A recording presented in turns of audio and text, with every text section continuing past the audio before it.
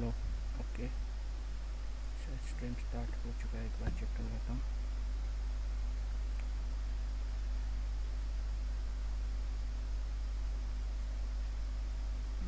Notification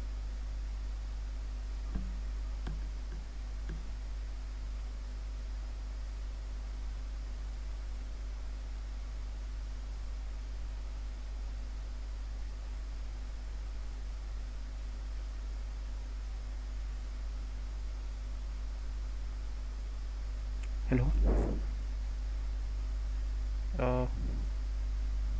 mic test mic test.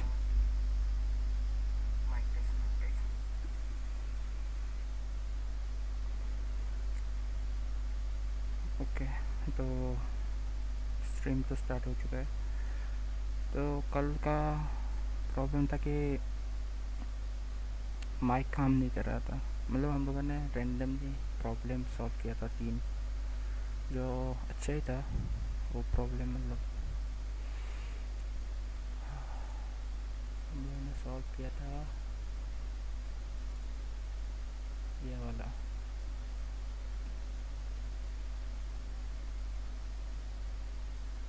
को मैं explain कर देता हूँ क्या सॉल्व किया था हम लोगों ने कल।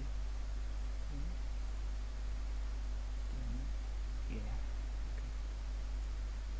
सो बेसिकली हम रैंडमली कल वो कर रहे थे, क्या बोलते हैं, ऐसे ही चेक कर रहे थे क्या क्या प्रॉब्लम है एमएल में। तो उसके बाद हमें जीपीयू का कुछ, जीपीयू के रिलेटेड कुछ आइडिया वो मिला था, क्लू मिला था कि जीपीयू का इशू है, वो है। उसके बाद टीजीपीयू, टेंसर प्रोसेसिंग यूनिट के बारे में हम लोगों ने देखा, कंपेयर किया। कंपेयर करने के बाद हम लोग ने खुद का एक वो बनाने की कोशिश की, हार्डवेयर, जो हम लोग एनवीडिया का ग्राफिक्स कार्ड और एफडीजीए दोनों को मतलब कनेक्ट करने की वो किया।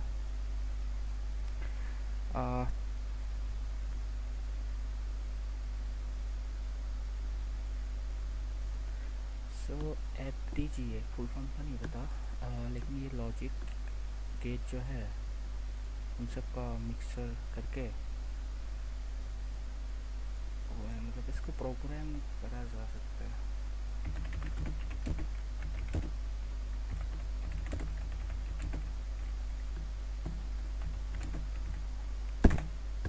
तो ये प्रोग्रामेबल बोर्ड है, मतलब जो भी हमें चाहिए तो उस हिसाब से हम प्रोग्राम कर सकते हैं। तो मेनली इन मशीन लर्निंग में इशू है तुम्हारा मल्टीप्लिकेशन का जो इशू है वो है। तो मल्टीप्लिकेशन का जितने भी टास्क है, मैथमेटिकल जो भी टास्क है, वो हम लोग सोच रहे थे कि इसके थ्रू करें और इसको एनवीडिया 110 के क्या था, A800 था ना, हाँ, A100 के साथ पेयर अप करें ताकि प्रोसेस जो फास्टर हो जाए। जैसे कि टेंसर जो प्रोसेसर है उसमें नंबर ऑफ कोर्स कम है, लेकिन जीपीयू में नंबर ऑफ कोर ज़्यादा है, तो इशू तो ऑप्टिमाइज नहीं है। लेकिन जीपीयू जो ऐसा समझ में नहीं आएगा। कल का वीडियो में फिर से मैं सोच रहा हूँ कि अच्छे से मैं थोड़ा प्रिपेयर करके एक वीडियो बनाई दूँ उसके ऊपर। चलो ये अभी के लिए रख दो, ये पूरा हम लोग बाद में एक्सप्लेन करेंगे।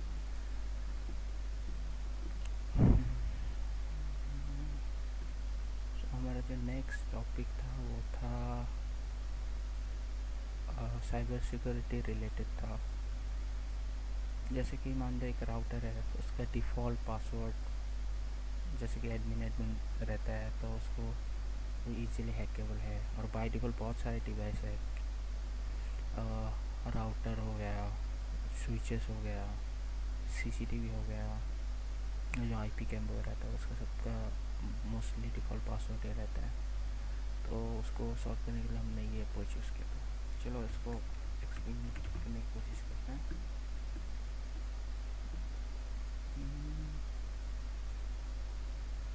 जीपीटी में पेस्ट करके करता हूँ। Explain this idea.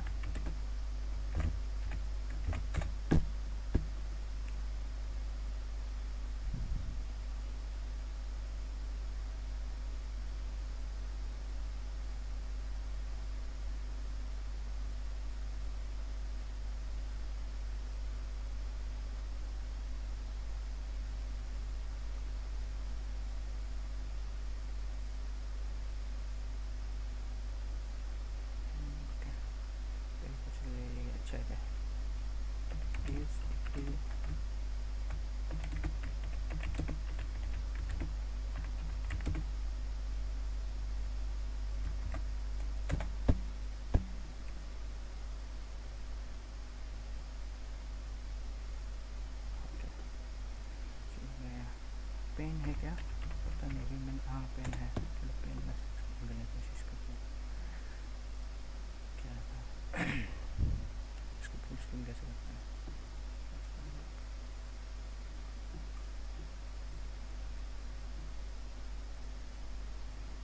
ओके, हमने क्या किया था, कुछ भी मान लो इतना बड़ा किया है।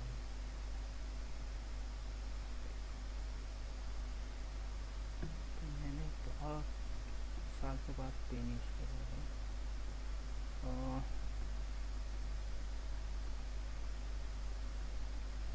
साइज कहाँ गया, चलो मान लो ये एक राउटर है। ओके, तो बेसिकली मोस्टली जो राउटर है उनका जो आईपी एड्रेस है वो मतलब पब्लिकली मिल ही जाता है, जैसे कि शोडाउन हो गया या अलग कुछ हो गया, वहाँ पर ये आईपी एड्रेस मिल जाता है।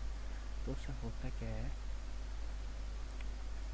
जो हैकर है वो पहले शोडाउन में जाते हैं, फिर आईपी को फाइंड करते हैं, उसके बाद उसको डायरेक्टली मतलब कनेक्ट करने की कोशिश करते हैं। और जो पासवर्ड डिफ़ॉल्ट रहता है वो एडमिन ही रहता है मोस्टली।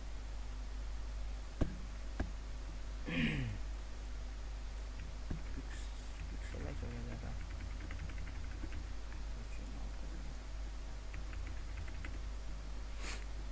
है ना। तो हमारा मेन जो टास्क था, हमें जो राउटर है उसको जो डिफ़ॉल्ट पेज है उसको, अगर इवन आईपी एड्रेस पब्लिक भी है फिर भी मतलब हम लोग को ऐसा कुछ सॉल्यूशन ढूंढना था जैसे कि हैकर इसको यूज़ ना कर पाए, क्योंकि हम लोग डिफ़ॉल्ट पासवर्ड तो हर टाइम चेंज नहीं कर सकते, क्योंकि मैन्युफैक्चरिंग जब करते हैं लोग उनको भी पता नहीं होता कितने यूनिट क्या है, तो सबका यूनिक पासवर्ड डालना थोड़ा मुश्किल है। तो डिफ़ॉल्ट पासवर्ड को हम लोगों ने रख दिया, ठीक है।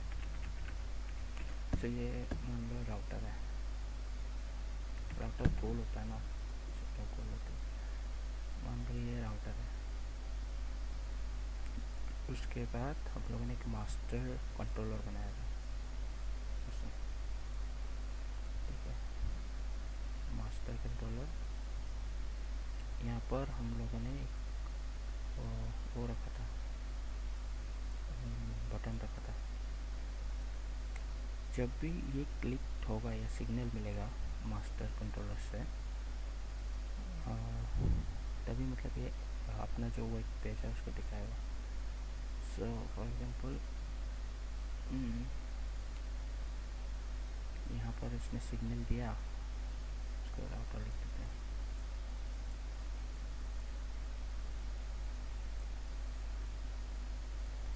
फॉर एग्जांपल इसको सिग्नल दिया, ये है हमारा मेन जो कंट्रोलर है।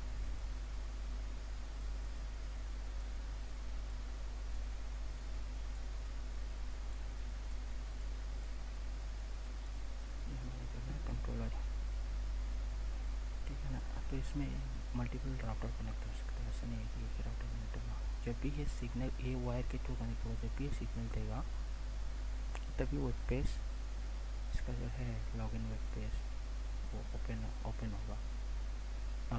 तो और ये जो है मेनली आईपी होगा, आईपी डिवाइस होगा, इसको कहीं से भी कंट्रोल करा जा सकता है, ठीक है ना।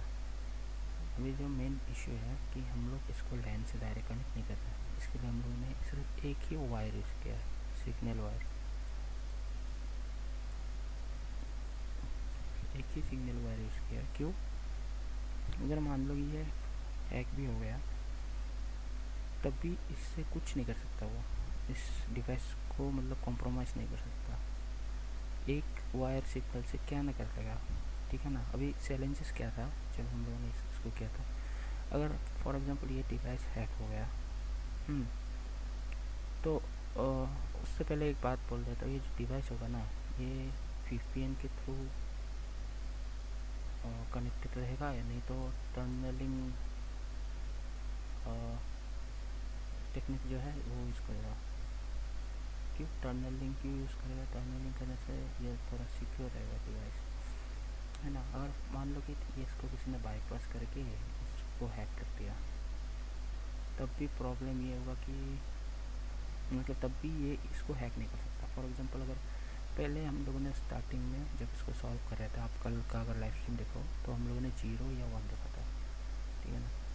अगर 0 होगा तो कुछ नहीं, 1 होगा तो ये वेब पेज एक्टिव हो जाएगा। प्रॉब्लम है कि ये हैक हो गया। अगर 1 किसी ने कर दिया तो कॉम्प्रोमाइज़ हो गया राउटर, कॉम्प्रोमाइज़ नहीं मतलब एक्टिव हो गया वेब पेज। तो इसके लिए हम लोगों ने 10 मिनट का वो रखा था। अगर किसी ने अगर इसको 1 पे कर दिया, 10 मिनट अगर ये एक्टिव है तो ऑटोमेटिकली बंद हो जाएगा।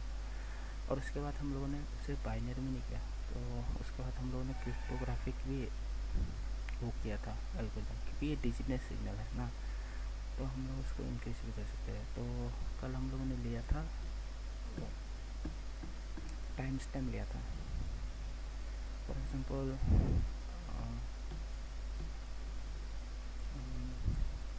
मान लो अभी 11 बज रहा है, ओके 11:40 हो रहा है, प्लस डेट है आज का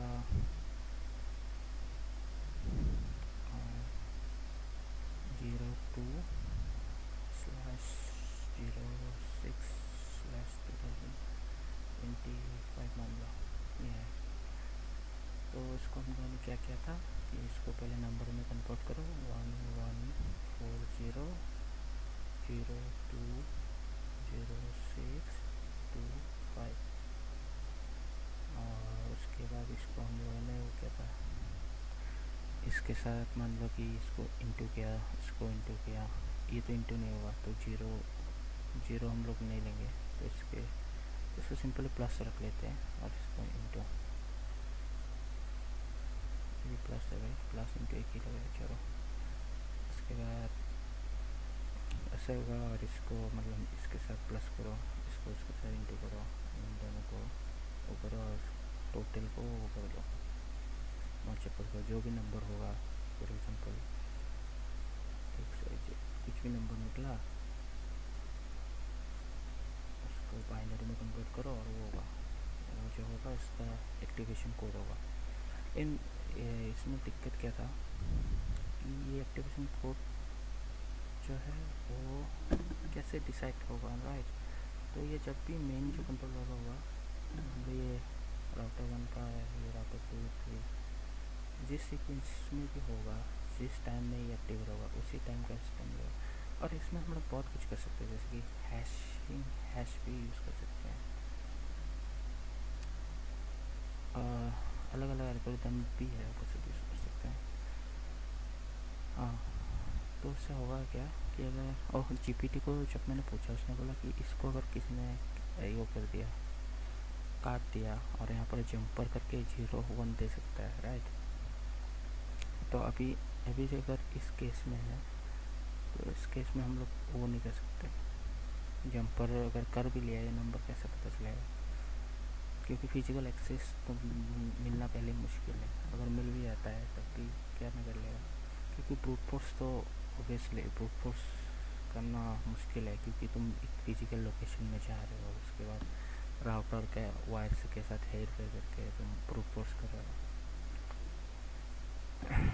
इम्पॉसिबल नहीं है, पॉसिबल ही है, लेकिन फिर भी कौन इतना वो करेगा। सो ये था मेन, देखते हैं।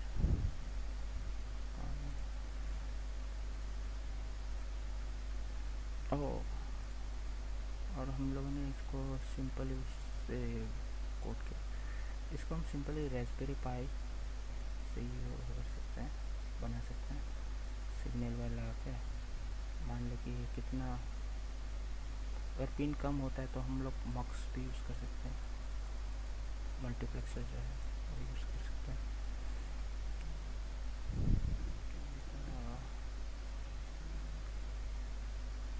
चलो मैं कुछ शायद बोल रहा हूँ, उस पर फिर देख लेते क्या क्या था।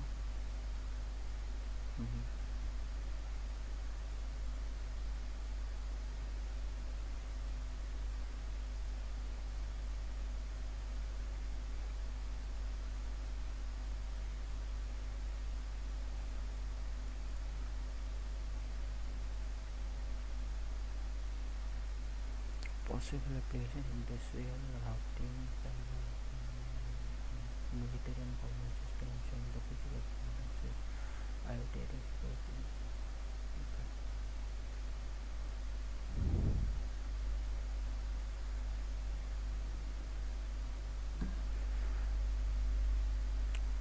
ये राउटर का थोड़ा सिंपल कॉन्सेप्ट था लेकिन इफेक्टिव तो है।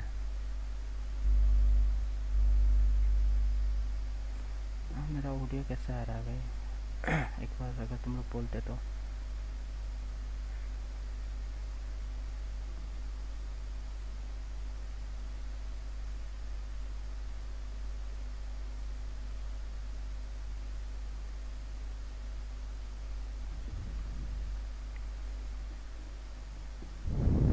ये था कल और दो टॉपिक था।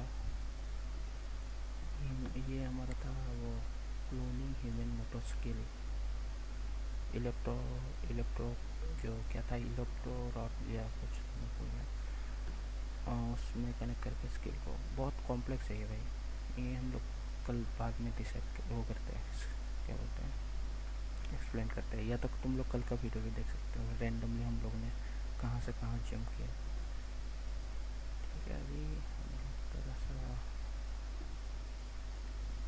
आज रॉकेट साइंस टाइप कुछ देखे, क्या क्या इशू है रॉकेट सब।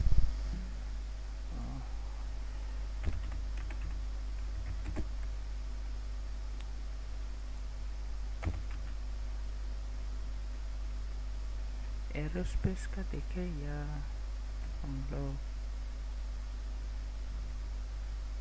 डिफेंस रिलेटेड प्रॉब्लम देखें?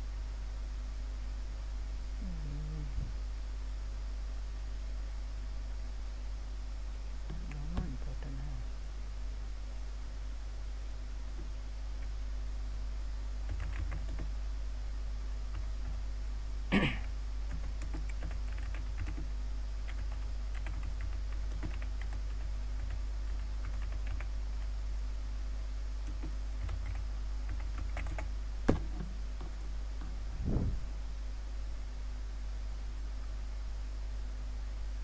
ये वीडियो मेरे को देखना था अभी मेरे को।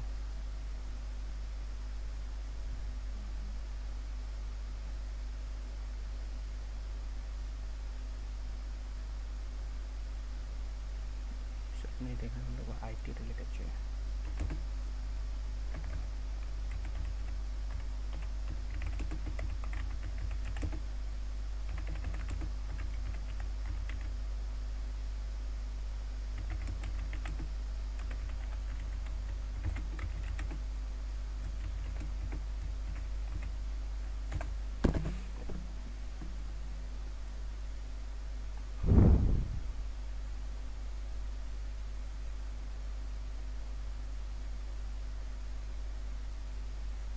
हाँ ये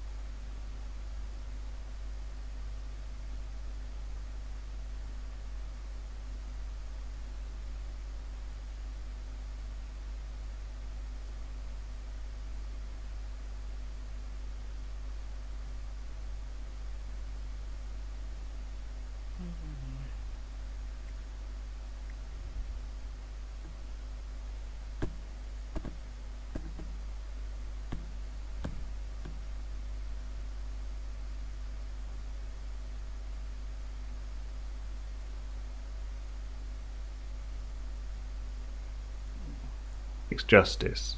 We only get a पहले थोड़ा वीडियो देख लेते हैं क्योंकि अभी मेरे को थोड़ा रिफ्रेश होना ये वीडियो में कर glimpse at one corner of it, but mathematics as a whole is a huge and wonderfully diverse subject.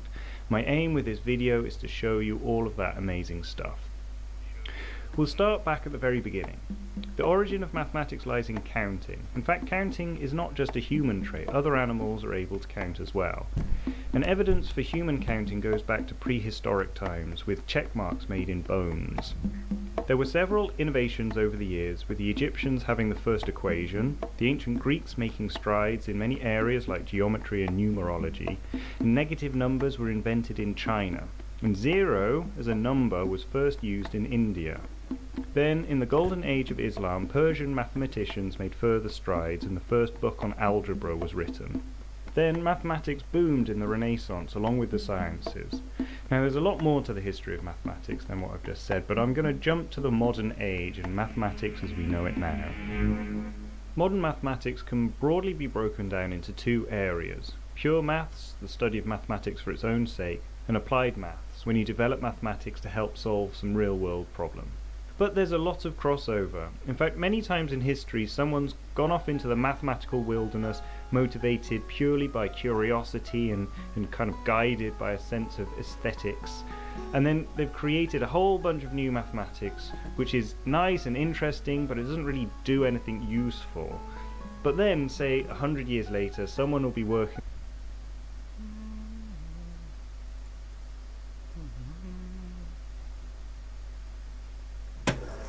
ये वीडियो मैं कल देखने वाला था लेकिन हेडफोन का issue which is something that didn't really exist when I started being a computer scientist, and it took me a while to figure out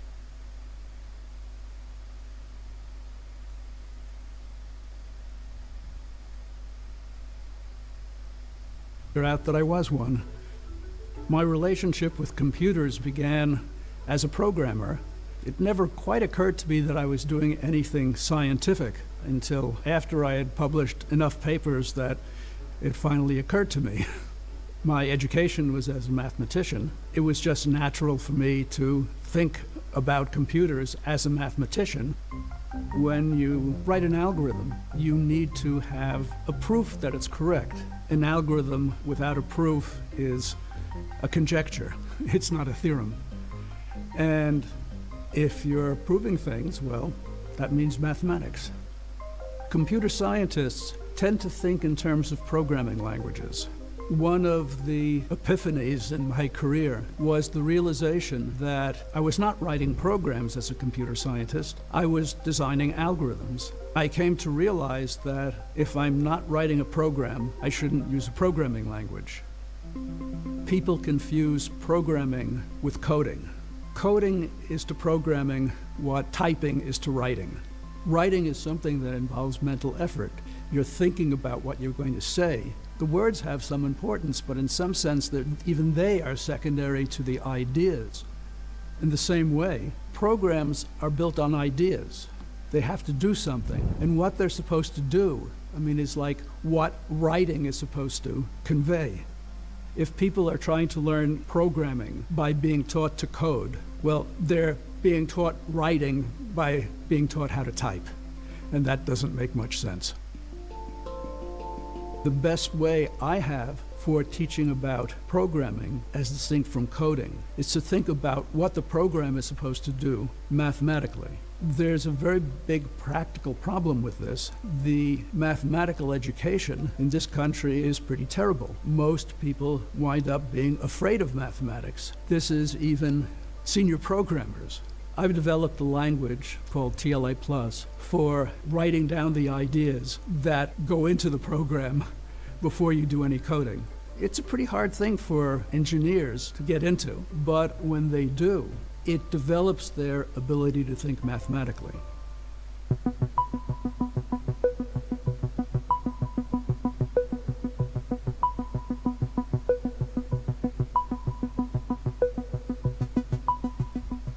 A distributed system is one in which your computer can be rendered useless by the failure of a computer that you didn't even know existed. Non-distributed computing is when different processes communicate by using the same memory. And distributed computing means that they're communicating with one another by sending messages. Now, my interest in distributed systems came about by serendipity. जैसे इससे मुझे एक बात याद आया, जैसे कि distributed computing है ना, हम लोग ट्राई कर सकते हैं कि मोबाइल जो है, आजकल का जो मोबाइल है वो ऑब्वियसली बहुत अच्छा है।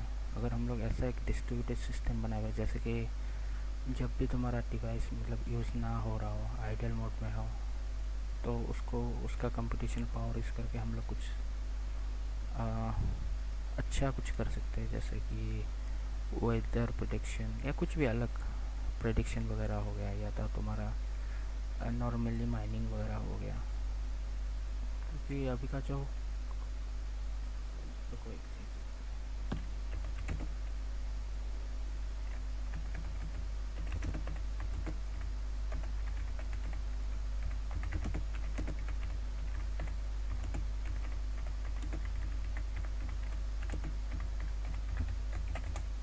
ऑब्वियसली होगा।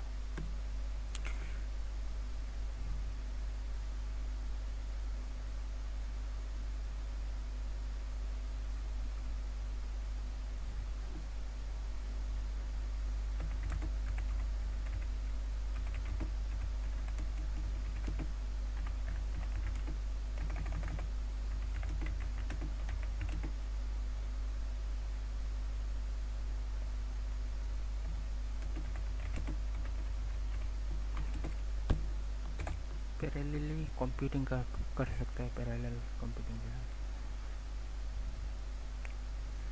ये 5 से 10 हैश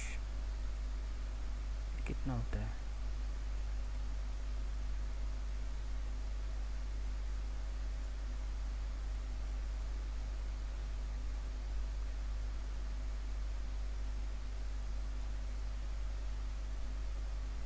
$50 मंथली इलेक्ट्रिक बिल के वो तो समथिंग में हो सकता है।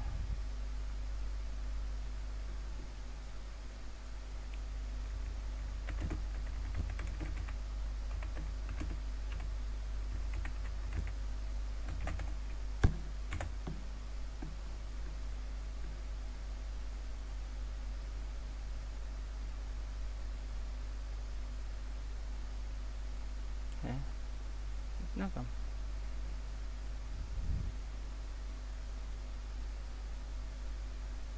जीरो बट्टी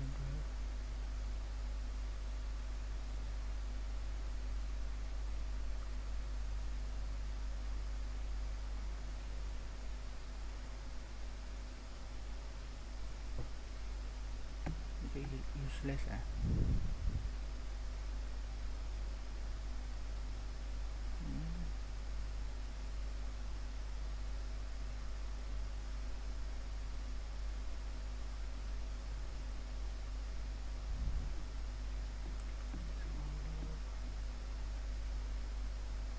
क्या कर सकते हैं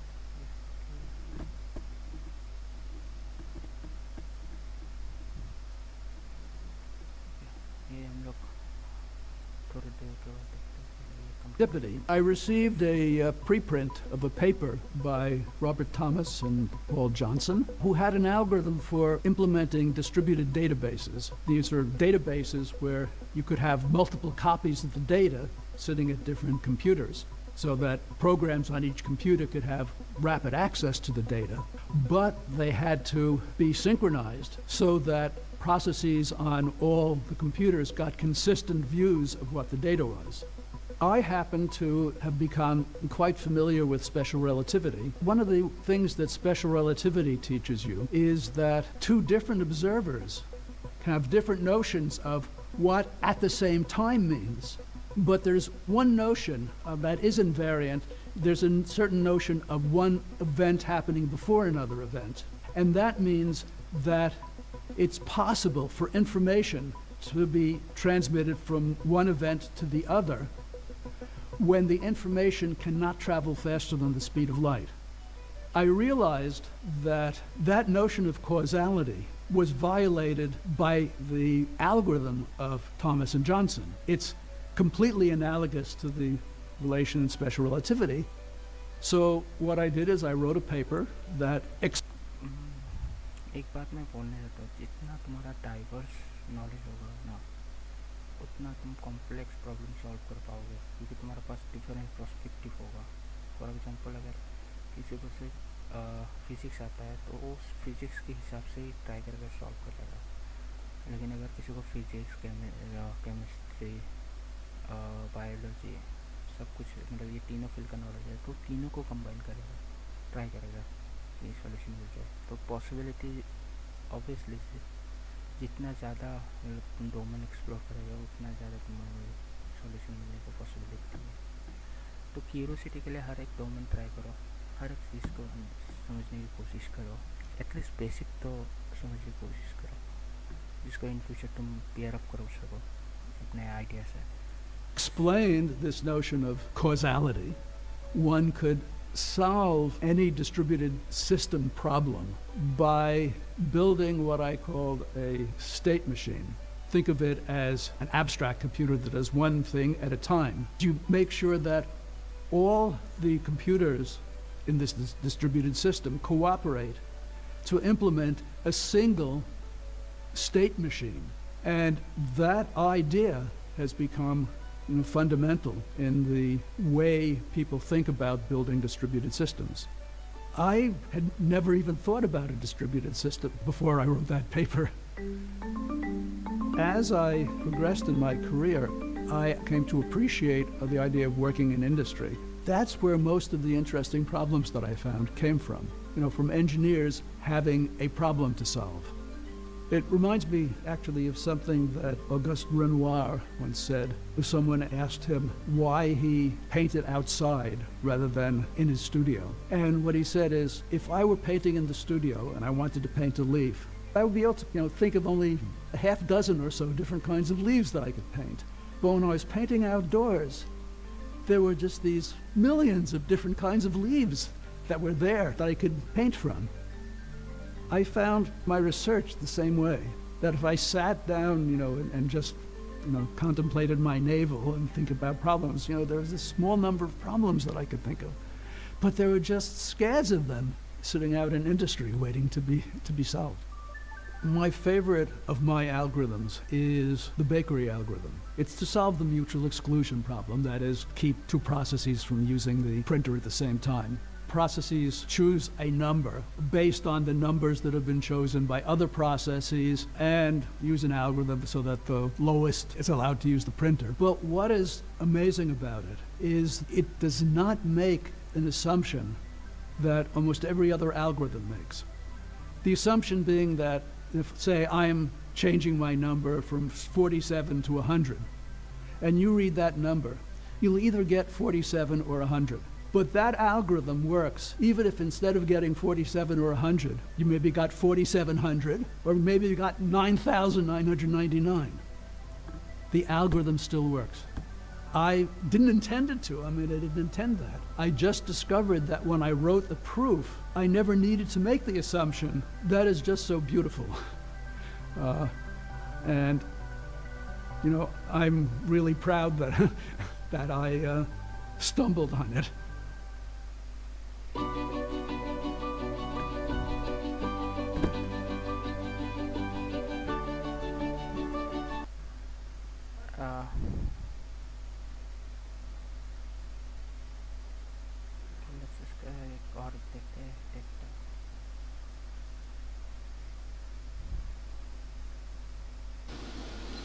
Ladies and gentlemen, please welcome Judith Bishop.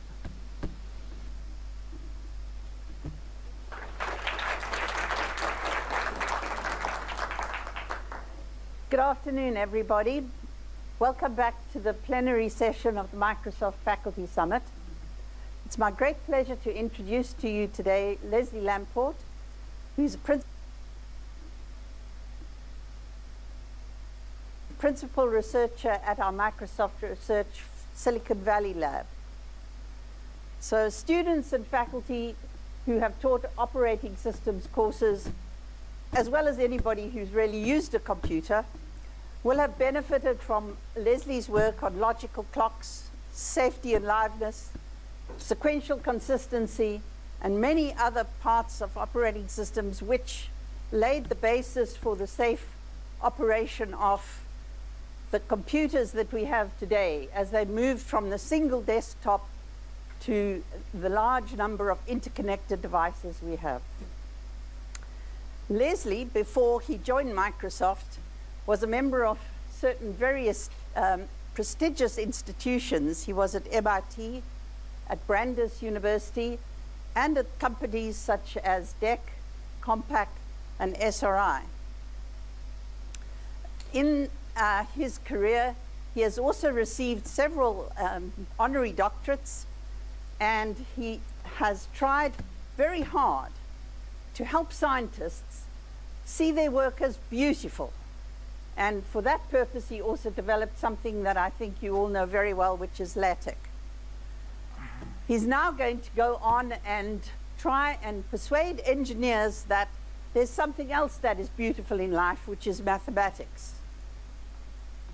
को वही तो है कि मैथमेटिक्स तो एक एडवांटेज होता ही है इन टर्म्स ऑफ टेक्नोलॉजी वगैरह, लेकिन मैं बहुत ही मेरा मैं बहुत ही बेकार हूँ मैथ्स में, लेकिन अभी ट्राई करो कि थोड़ा बहुत सीखूँ, थोड़ा बहुत मोटिवेट हूँ, क्योंकि बहुत सारे ऐसे प्रॉब्लम है ना जिसको तुमको लिटरली सॉल्व मतलब दिखाना होता है मैथमेटिकली, उसको मतलब तुम्हें क्या बोलते हैं प्रूव करना होता है। जैसे कि मैंने बहुत सारे पेपर लिखा, लेकिन प्रॉब्लम आ रहा था कि मैं इक्वेशन नहीं बना पा रहा था, मतलब शोकेस नहीं कर पा रहा था। जैसे कि मान लो मोस्टली जब तुम रिसर्च पेपर लिखते हो ना, वो लोग मैथमेटिकल इक्वेशन को मतलब कंसिडर करते हैं, जो उतने भी पढ़े मेरे हैं मोस्टली। जैसे कि अटेंशन ऑल यू नीड, नहीं अटेंशन ऑल यू नीड था, या कोई तो एक पेपर था जो मैथमेटिकली नहीं था, तो उसके लिए मतलब रिजेक्ट हुआ था। वो क्या था,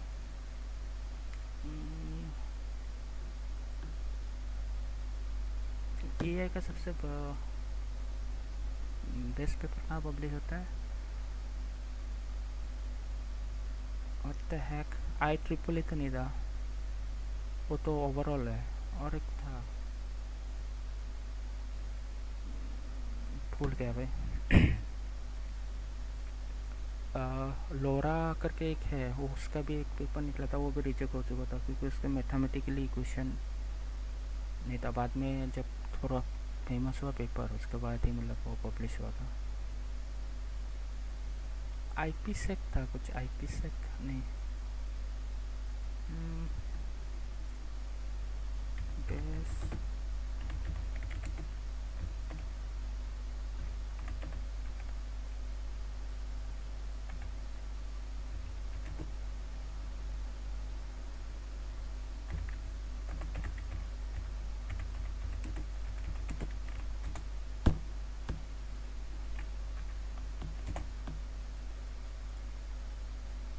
न्यूरल IPS ये है। और बहुत सारे मतलब फेमस पेपर रिजेक्ट हुआ था, ये सबसे बेस्ट है रिसर्च पेपर लिखने के लिए। मेरा भी एक पेपर है जो मैं पब्लिश करना चाह रहा हूँ, पता नहीं सिलेक्ट होगा नहीं होगा, लेकिन उस पेपर में अभी भी काम बाकी है। इसका फॉर्मेट वो है बहुत ही मतलब नॉर्मल PPT वगैरह, इनका फॉर्मेट भी इनका लेटेक्स फॉर्मेट था।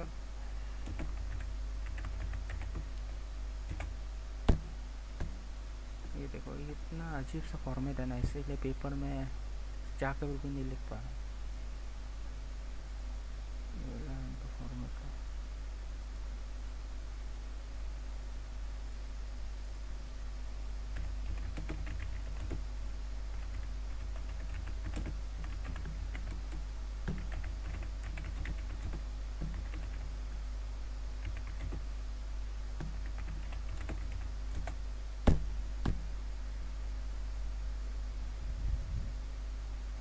देखो, अटेंशन ऑल यूनिट भी वो होता है क्या,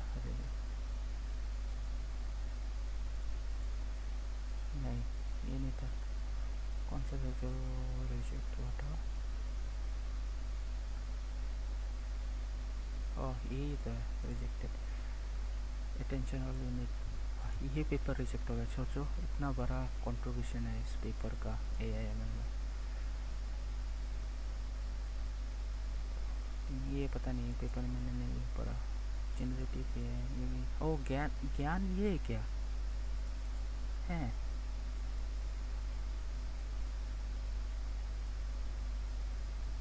ज्ञान एल्गोरिथम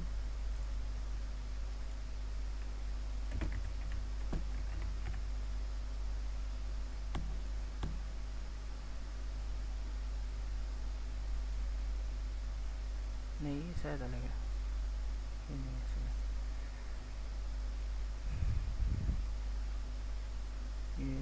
ये पेपर देखो, ये पेपर गो रिजेक्ट हुआ था। चलो मैं तो ओवरव्यू देता हूँ। ये पेपर था किसके बारे में? तो ये जो था सेल्फ अटेंशन के बारे में था, जहाँ पर मतलब डेटा जो है पैरेलल प्रोसेस होता है। जो मुझे थोड़ा बहुत याद है उसी के बारे में बताऊँ। क्लियर कैसे करते हैं इसको? अरे क्लियर हो जाए।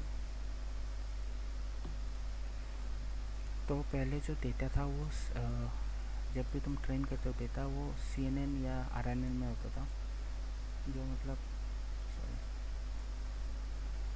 जिससे कि अगर तुम यहाँ पर इनपुट दे रहे हो, यहाँ पर ऐसे प्रोसेस होता था पैरेलली। मतलब ये 1, इसके बाद 2, इसके बाद 3, इसके बाद 4, ऐसे मतलब प्रोसेस होता था डेटा। ये CNN और RNN वगैरह में था ऐसे। लेकिन इसमें प्रॉब्लम क्या था कि जब तुम्हारा स्ट्रिंग बहुत लंबा हो जाता है ना, जब स्ट्रिंग मतलब बहुत लंबा हो जाता है, तो जब नया डेटा आता है, इस डेटा को याद रखना मुश्किल हो जाता है। ये अभी भी CNN जो एल्गोरिथम है वो क्लासिफिकेशन, जैसे कि मान लो ऑब्जेक्ट जैसे कि लीफ आइडेंटिफाई करना होगा या क्लास मछली आइडेंटिफाई करना होगा, क्लासिफिकेशन, तब लोग CNN यूज़ कर सकते हो। लेकिन जब तुम्हें LLM बनाना है, लार्ज लैंग्वेज मॉडल को जब ट्रेन करना है, तब तुम ये CNN यूज़ नहीं कर सकते हो। लेकिन जितना बड़ा होगा मॉडल, उतना कॉम्प्लेक्सिटी इंक्रीज होगा। तो इसमें क्या होता था सेल्फ अटेंशन में, यहाँ पर ऐसे मल्टीपल नोट होता था अटेंशन वाली यूनिट में, जहाँ पर डेटा 1, 2 और 3, 4, 5 ऐसे पैरेलली प्रोसेस होता था डेटा। इसमें क्या होता था कि अगर पैरेलली प्रोसेस हो रहा है तो तुम उसको एक सेंस बना पाओ, जैसे 1 के बाद में 2 आना है, 3 आना है, इस तरह सेंस बना पाओ। अगर मान लो कि यहाँ पर ये 4 है, तो यहाँ पर 4 है। जब मान लो कि यहाँ पर 3 आया, तो अगर तुम्हें ये देखना है कि हाँ ये सेंस नहीं बना रहा है क्योंकि 4 के बाद 3 आ रहा है, तो ये एक ही टाइम में इसको प्रोसेस कर सकता है। जैसे उसके बाद जितने भी हिडन लेयर है उसको अपडेट करना, वो करना है। ये तो सिर्फ सिंपल एक एग्जांपल दिया था मैंने। और यहाँ पर इनबिल्ट अटेंशन ऑल यूनिट में तुम्हारा इनबिल्ट वो भी रहता है, एनकोडर और डिकोडर भी रहता है। तो ये भी एक एडवांटेज है। जैसे कि मान लो 1 शॉट लर्निंग, 2 शॉट लर्निंग, इन सब में ये काम आता है। एनकोडर बेसिकली एक मान लो कि इंग्लिश अल्फ़ाबेट से हम लोग को बाइनरी में कन्वर्ट करना है, तो डायरेक्टली कर सकते हैं, या तो दूसरा लैंग्वेज से दूसरा लैंग्वेज में, इस तरह का था। और एक था एडवांटेज अटेंशन ऑल यूनिट का। पेपर स्कूल गया मैं बहुत पहले पढ़ा था। और एक एडवांटेज था,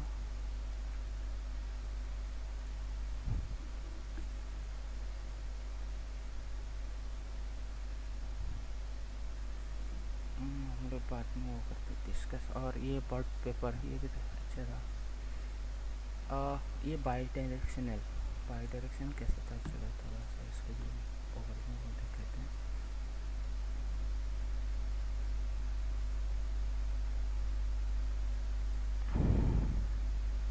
रुको क्या हो रहा है मेरे फ़ोन में? बस नहीं, मतलब मैं चेक कर रहा हूँ काम कर रहा है नहीं। ओके, कौन देख रहा है? कोई एक जो भी देख रहा हो भाई हाय बोले एक बार। हाँ, तो इसमें क्या था? बट हाँ, तो इसमें बाई डायरेक्शनल होता है। जैसे कि यह काम कैसे करता है कि ये कुछ भी है 0, उसके बाद 1, तो ये नेक्स्ट वर्ड को प्रिडिक्ट करता है ना। प्रॉब्लम कब आता है? जैसे कि तुमने एक 0 1 2 बनाया, देखो इसके बाद ये आराम से प्रिडिक्ट कर पाएगा 3 है, तो ये 1 डायरेक्शनल आइदर ऐसा जा सकता है या ऐसा जा सकता है। लेकिन बर्ट में क्या था, ये बाई डायरेक्शनल था। बाई डायरेक्शनल अप्रोच यूज़ किया इन दोनों। उसमें क्या है कि 0 1 2 3 4 5, तो ऐसे भी प्रोसेस होता है, ऐसे भी एक साथ, मतलब दोनों तरफ से प्रोसेस होता था। उससे होता क्या था, मान लो कोई फिल इन द ब्लैंक्स है, फिल इन द ब्लैंक्स एक है, अगर बीच में अगर ऐसे है तो तुम ये जो पार्ट है इसी के थ्रू तुम इसको प्रिडिक्ट करोगे, राइट। लेकिन मान लो इधर कुछ अलग है तो प्रिडिक्ट करना मुश्किल है। मान लो यहाँ पर फिश के बारे में बोल रहा है, लेकिन प्रिडिक्ट करने से पहले यहाँ पर फेजिस के बारे में बोल रहा है, तो ये डिफरेंस हो जाता है। तो लेकिन अगर हम लोग दोनों तरफ से डेटा स्कैन करें, दोनों तरफ से प्रिडिक्ट करने की कोशिश करें, बीच में ऑब्वियसली हमें पता है यहाँ पर फेजिस है, यहाँ पर फिश है, तो उसको हम लोग एक्यूरेटली वो कर सकते हैं, प्रिडिक्ट कर सकते हैं। तो उस तरह का कॉन्सेप्ट था, लेकिन इसमें बहुत प्रोसेसिंग कॉस्ट है। मतलब तुम दोनों तरफ से डेटा को प्रोसेस कर रहे हो, मतलब मल्टीपल जीपीयू, यहाँ पर कोर अलग, यहाँ पर कोर अलग। And that's what he's going to talk to us about today. So, ladies and gentlemen, please put your hands together for this year's AM Turing Award winner, Leslie Lamport.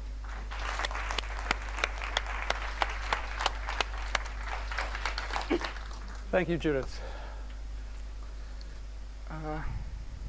और भी paper था, ये अभी जो reject हुआ था ना, ये पेपर तुम लोग एक बार पढ़ लेना। ये बर्ट उतना वो नहीं है, मैंने ऑलरेडी बोल ही दिया कि ये दोनों तरफ से प्रेडिक्ट करता है, जैसे कि फिल इन द ब्लैंक्स वगैरह में बहुत अच्छे से ये काम करता है। और अटेंशन वाले ये ज़रूर पढ़ना, ये पैरेलल प्रोसेसिंग का मतलब बेस्ट एग्जांपल है। ये बिना इसका तो आज का मॉडर्न जितने भी ये एग्जिस्ट नहीं करता भी, मतलब छोटा मॉडल होता है, इतना बड़ा मॉडल तो वो नहीं कर पाते। तो इसको 100% एक बार अगर तुम LLM में हो तो इसको एक बार वो करना। और ये पेपर मैंने भी नहीं पढ़ा, और ये पेपर भी नहीं पढ़ा।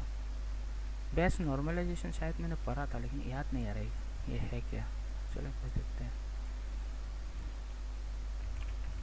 समरी और कोड ऑफ दिस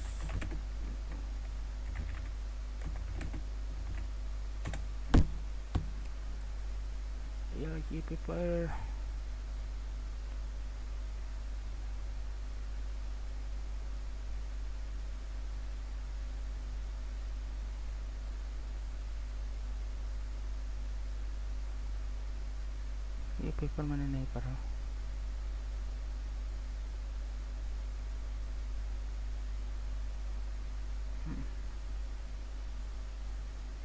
और मैंने एक नया मतलब एक कॉन्सेप्ट मतलब सोच रहा हूँ, पता नहीं हो काम करेगा नहीं करेगा, जहाँ पर मैं डायनेमिक बेस साइज इंट्रोड्यूस, मतलब डायनेमिकली बेस साइज को वो कर रहा हूँ। जैसे कि नॉर्मली LLM जो मॉडल है उसमें तुम अगर ट्रेन करते हो, जितने भी वर्ड है और टोकन है उसको इक्वली ट्रीट करता है। जो भी एल्गोरिथम इसको ट्रेन करने के लिए वो इक्वली ट्रीट करता है।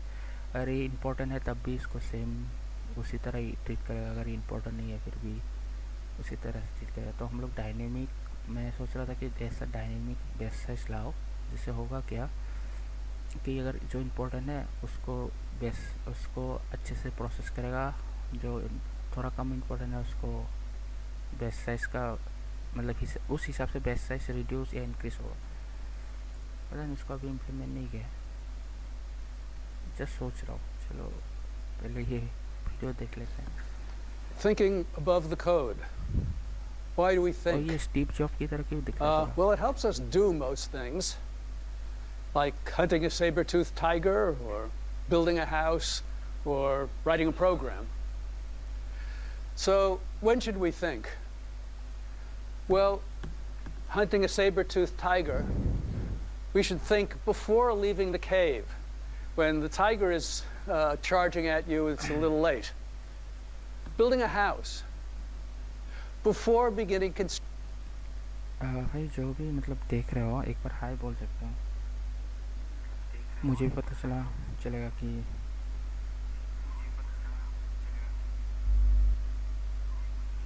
किस तरह। अगर तुम लोग कुछ अलग देखना चाहते हो तब भी मतलब बोल सकते हो कमेंट में, जैसे कि कुछ भी टेक्निकल रिलेटेड हम लोग कुछ भी अलग एक्सप्लोर कर सकते हैं। Construction. You don't want to think about what you're doing when the carpenters are putting the roof on, or at least start thinking about what you're doing. Writing a program. We should be thinking before we start writing any code.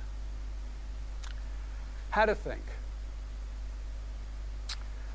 One of my favorite quotes is from the cartoonist Gwendon, who says, "Writing is nature's way of letting you know how sloppy your thinking is."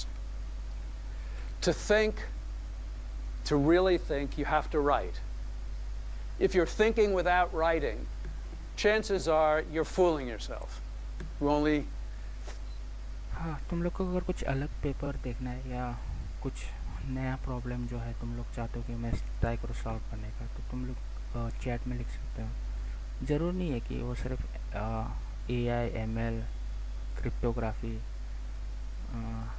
IoT बेसी हो, कुछ भी हो सकता है। Aerospace हो गया या अलग बायोलॉजिकल भी हो सकता है, मतलब बायोलॉजी बेस भी हो सकता है। केमिस्ट्री मत देना, उसके अलावा जो भी टेक्निकल रिलेटेड है, या तो क्वांटम कंप्यूटर भी एक्सप्लोर कर सकते हैं हम लोग और चाहते हैं तो जो भी मतलब नया है तो बेसिकली बोल दूँ मैं हम लोग कर क्या रहे हैं यहाँ पर। तो अलग अलग फील्ड हम लोग देख रहे हैं, जिसका एक प्रॉब्लम लेकर उसको ट्राई करें कि सॉल्व करें, और थोड़ा बहुत रिसर्च पेपर के बारे में भी वो करें। और मैं भी सीख ही रहा हूँ, जैसे कि अगर नया कुछ प्रॉब्लम मिलता है और मुझे थोड़ा भी आइडिया नहीं कि बेसिकली वो प्रॉब्लम है क्या, तो मैं थोड़ा बहुत उसको एक्सप्लोर करता हूँ, उसके बाद सॉल्यूशन जनरेट करने की कोशिश करता हूँ। कल हम लोगों ने ये 3 सॉल्यूशन किया था रैंडमली। एक ML के ऊपर था, एक साइबर सिक्योरिटी, और एक human clone human motor skill वाला था, जहाँ पर हम लोग मान लो कोई अच्छा कराटे प्लेयर है, तो क्या हम लोग उसका मोटर स्किल, उसका एक्शन और स्किल को डायरेक्टली कॉपी करके एक नॉर्मल बंदे के अंदर डाल सकते हैं क्या? तो उसमें क्या क्या प्रॉब्लम फेस होगा।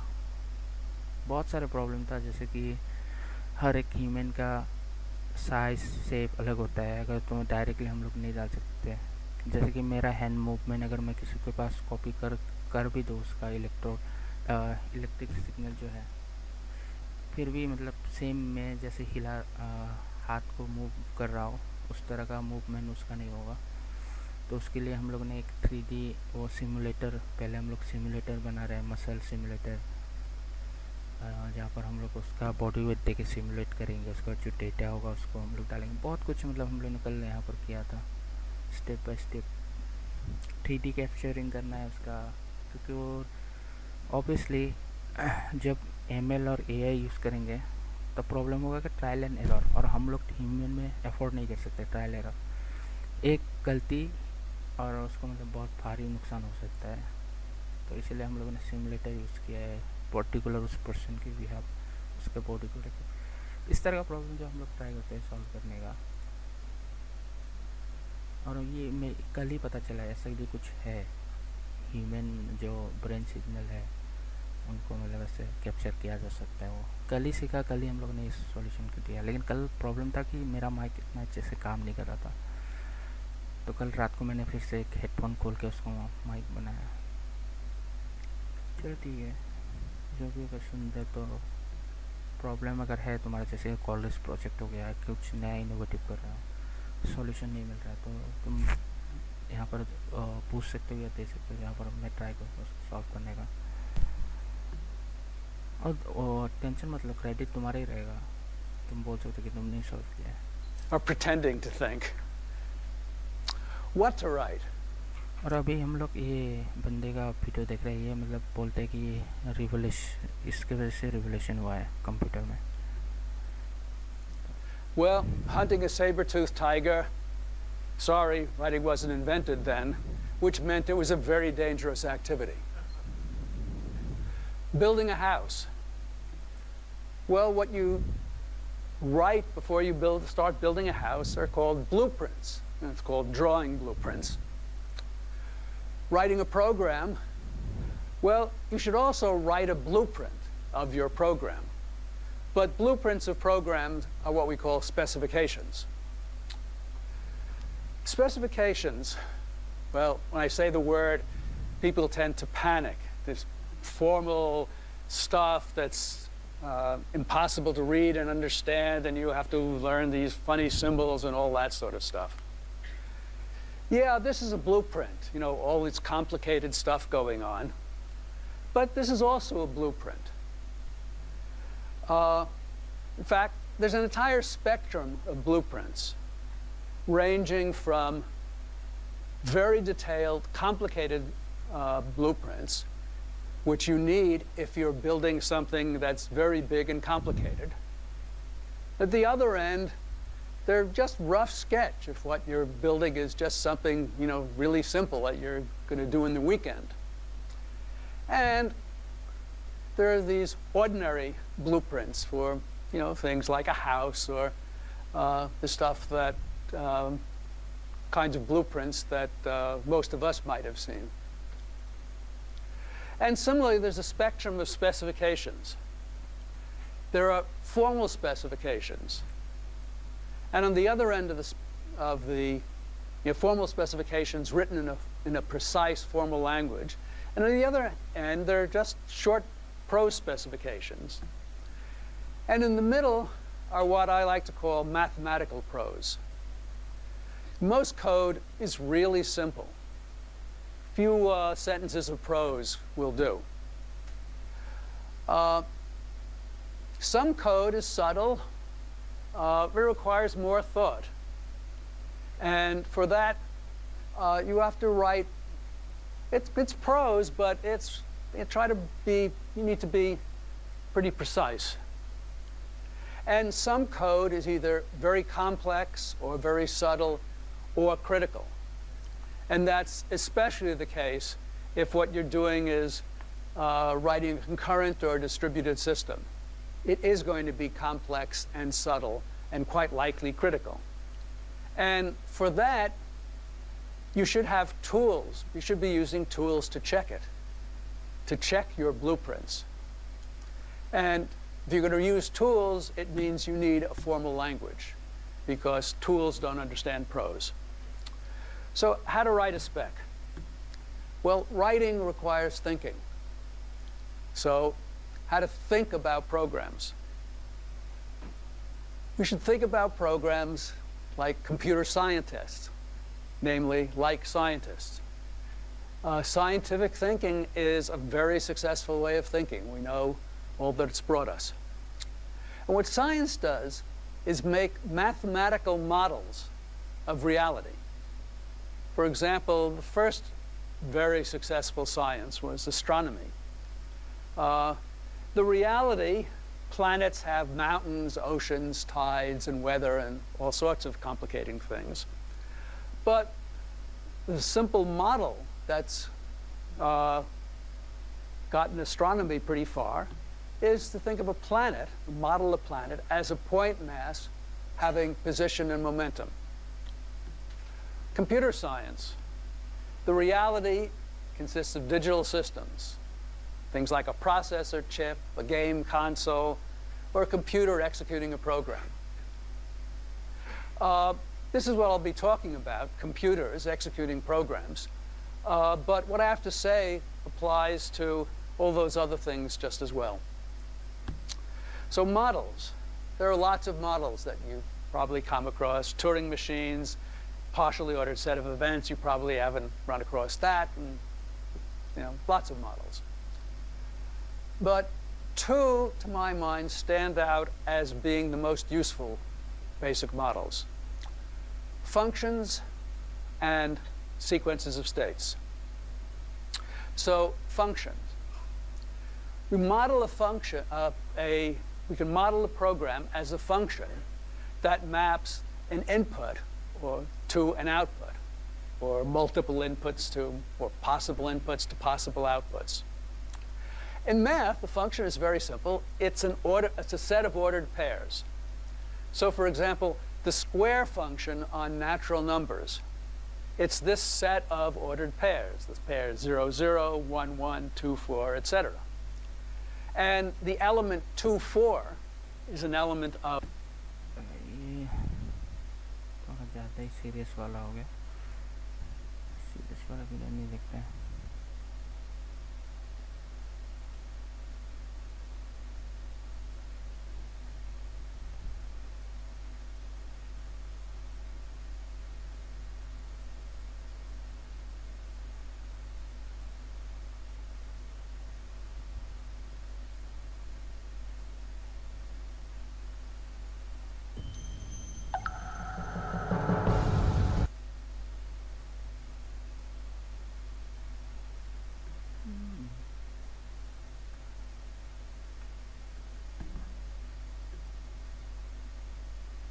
Software, Linux, is in millions of computers. It probably powers much of the internet.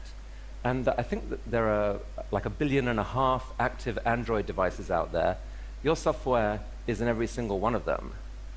It's kind of amazing. You must have some amazing software headquarters driving all this. That's what I thought, and I was shocked when I saw a picture of it.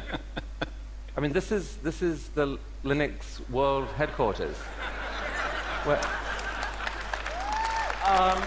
Yeah, it really doesn't look like much. And I have to say, the most interesting part in this picture that people mostly react to is the walking desk. It is the most interesting part in my office, and I'm not actually using it anymore. And I think the two things are related.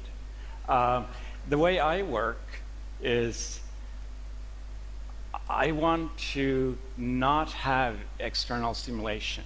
You can kind of see it on the walls are this light green. I'm told that at mental institutions they use that on the walls because it's like a calming color. It's not something that really stimulates you. What you can't see is the computer here. You only see the screen. But the main thing I worry about in my computer is it doesn't have to be big and powerful, although I like that. It really has to be completely silent, right? I know people who work for Google and they have their own small data center at home, and I don't do that. My office is the most boring office you'll ever see, and I sit there alone in the quiet. If the cat comes up, it sits in my lap, and I want to hear the cat purring, not the sound of the fans in the computer. So this is astonishing, because working this way, you're able to run this vast technology empire. It is an empire. So that's an amazing testament to the power of open source. Tell us how you got to understand. देखो ये innocent face के ये innocent face वाला बंदा पूरा industry को sense किया. इसके वजह से ही आज हम लोग सुपर कंप्यूटर यूज़ कर पा रहे हैं. इस बंदे के लिए रेस्पेक्ट तो है मेरा. सही में बहुत रेस्पेक्ट करता हूँ इस बंदे को. Understand open source and how it led to the development of Linux. I mean, I still work alone. I mean, I work alone in my house, often in my bathrobe. When a photographer shows up, I dress up, so I have clothes on. And that's how I've always worked. I mean, this was how I started Linux too. I did not start Linux as a collaborative project. I started it as one in a series of many projects I had done at the time for myself, partly because I needed the end result, but even more because I just enjoy programming. So it was about the end of the journey, which 25 years later we still have not reached, but it was really about the fact that I was looking for a project of my own, and there was no open source really on my radar at all. And what happened is the project grows and becomes something you want to show off to people, right? Really, and this is more of a, wow, look at what I did, and trust me, it was not that great back then. I made it publicly available, and it wasn't even open source at that point. At that point, it was source that was open, but there was no intention behind using the kind of open source methodology that we think of today to improve it. It was more like, look, I've been working on this for half a year. I'd love to have comments, right? And other people approached me. I had at the University of Helsinki, I had a friend who was one of the open source. It was called mainly free software back then. And he actually introduced me to the notion that, hey, that you can use these open source licenses that had been around, and I thought about it for a while. I was actually worried about the whole commercial interests coming in. I mean, that's one of the worries I think most people who start out have, is that they worry about somebody taking advantage of their work, right? And I decided, what the hell, right? Huh. And then at some point, someone contributed some code that you thought, wow, that really is interesting. I would not have thought of that. This could actually improve this. it didn't even start by people contributing code. It was more that people started contributing ideas.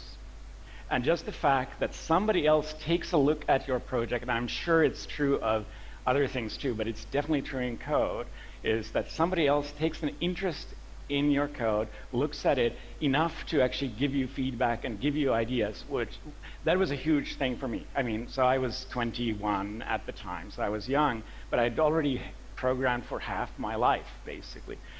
And every project before that had been completely personal, and it was a revelation when people just started commenting, started giving feedback on your code. And even before they started giving code back, that was, I think, one of the big moments where I said, I love other people, right? Don't get me wrong, I'm actually not a people person, right? I am, right? I don't really love other people, but I love computers. I love interacting with other people on email because it kind of gives you that buffer. But I do love other people who comment and get involved in my project, and it made it so much more. And so was there a moment when you saw what was being built and it suddenly started taking off and you thought, wait a sec, there's actually could be something huge, not just a personal project that I'm getting nice feedback on, but a kind of an explosive development in the whole technology world? Not really. I mean, the big point for me really was not when it was becoming huge, it was when it was becoming little, right? The big point for me was not being alone and having 10, maybe 100 people being involved. That was a big point. Then everything else was very gradual. Going from 100 people to 1 million people is not a big deal. To me, well, I mean, maybe it is if you want to sell your result, it's a huge deal, don't get me wrong. But if you're interested in the technology and you're interested in the project, the big part was getting the community. Then the community grew gradually, and there's actually not a single point where I went like, wow, that just took off. Because it took a long time, relatively. So all the technologists I talked to really credit you with massively changing their work. And it's not just Linux, it's this thing called Git, which is this management system for software development. Tell us briefly about that and your role in that. So one of the issues we had, and this took a while to start to appear, is when you grow from having 10 people or 100 people working on a project to having 10,000 people, which, I mean, right now we're in the situation where just on the kernel, we have 1,000 people involved in every single release, and that's every 2 months, roughly, 2 or 3 months. Some of those people don't do a lot, right? There's a lot of people who make small changes. But to maintain this, the scale changes how you have to maintain it. And we went through a lot of pain, and there are whole projects that do only source code maintenance. And CVS is the one that used to be the most commonly used. And I hated CVS with a passion and refused to touch it. And tried something else that was radical and interesting, and everybody else hated. And and we were in this bad spot where we had thousands of people who wanted to participate, but in many ways I was the kind of break point where I could not scale to the point where I could work on it with thousands of people. So Git is my second big project, which is only created for me to maintain my first big project, right? And this is literally how I work. Is I don't code for, well, I do code for fun, but I want to code for something meaningful. So every single project I've ever done has been something I needed, and So really both Linux and Git kind of arose almost as an unintended consequence of your desire not to have to work with too many people. absolutely, yes, no. That's amazing. Yeah. And yet, you're the man who's transformed technology not just once, but twice. And we have to try and understand why it is. Like, you've given us some clues, but here's a picture of you as a kid. You mentioned that you've been, with the Rubik's Cube, you mentioned that you've been programming since you were like 10 or 11, half your life. Were you this sort of computer genius, uber nerd? Were you the star at school who could do everything? What were you like as a kid? Yeah, I think I was the prototypical nerd. I mean, I was not a people person back then. That's my younger brother. I was clearly more interested in the Rubik's Cube than my younger brother, right? My younger sister, who's not in the picture, when we had family meetings, and it's not a huge family, but I have like a couple of cousins, she would prep me beforehand, like before I stepped into the room, she would say, okay, that's so-and-so, right? That's because I was a geek. I was into computers, I was into math, I was into physics, I was good at that. I don't think I was particularly exceptional. Apparently my sister said that my biggest exceptional quality was that I would not let go, right? Okay, so let's go there, because that's interesting. You would not let go. So that's not about being a geek and being smart. That's about being stubborn. That's about being stubborn. That's about like just starting something and not saying, okay, I'm done, let's do something else. Look shiny. And I noticed that in many other parts in my life. इसके life में कुछ है क्या जो सीख सकता हूँ? इस बंदे के लिए तो रेस्पेक्ट है, इतना टाइम वेस्ट करने का भी नहीं। लेट्स सी, कुछ गलत देखते हैं, या तो पेपर पढ़ो, पेपर स्टडी करो, क्या कुछ नया paper.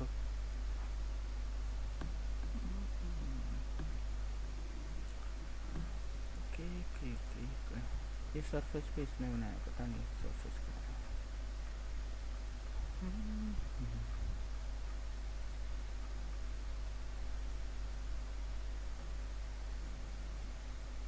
Making up your notes.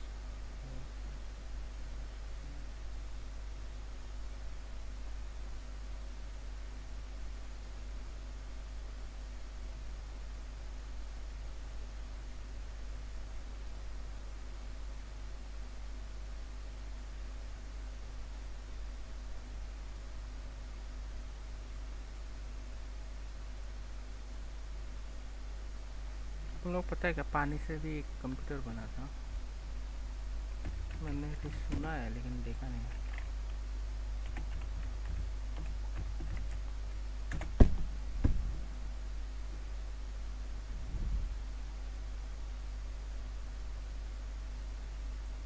ये बेसिकली लॉजिक गेट जो है उस तरह का शायद होगा। ये तो इन लोगों ने ओके मिमिक किया। बहुत पहले था water based computer.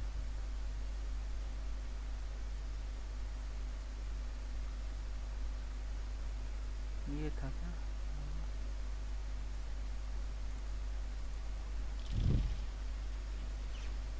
Yay! I made a 2D version of a greedy cup siphon recently, and Matt Parker suggested that I might be able to build a water computer by chaining together a number of these siphons. For example, maybe I could use these siphons to add numbers together.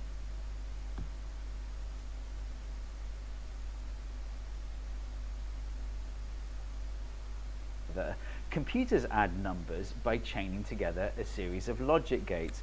For example, these logic gates add 2-digit binary numbers together. I'll get into details of that diagram later, but what are the logic gates made out of? Well, in a computer, they're made out of transistors, but they don't have to be. If you're familiar with Matt Parker's channel, you'll know that logic gates can... logic gate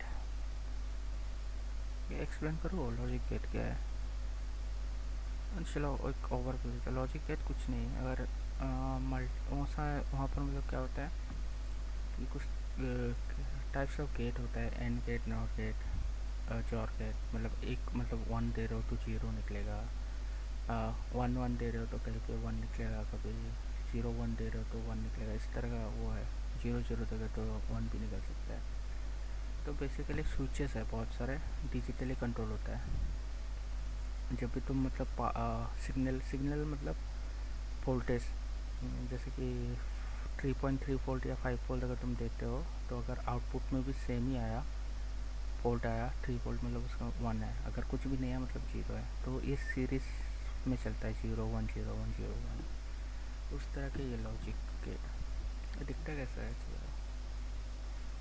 तुमने पढ़ा ही होगा बहुत basic है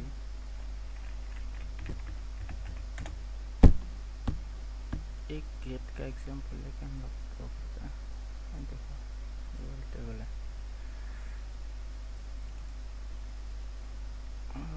हमने कल जब paper पढ़ा था वहाँ पर भी मैं सोच रहा था कि लॉजिक गेट एक्सप्लेन कर दूँ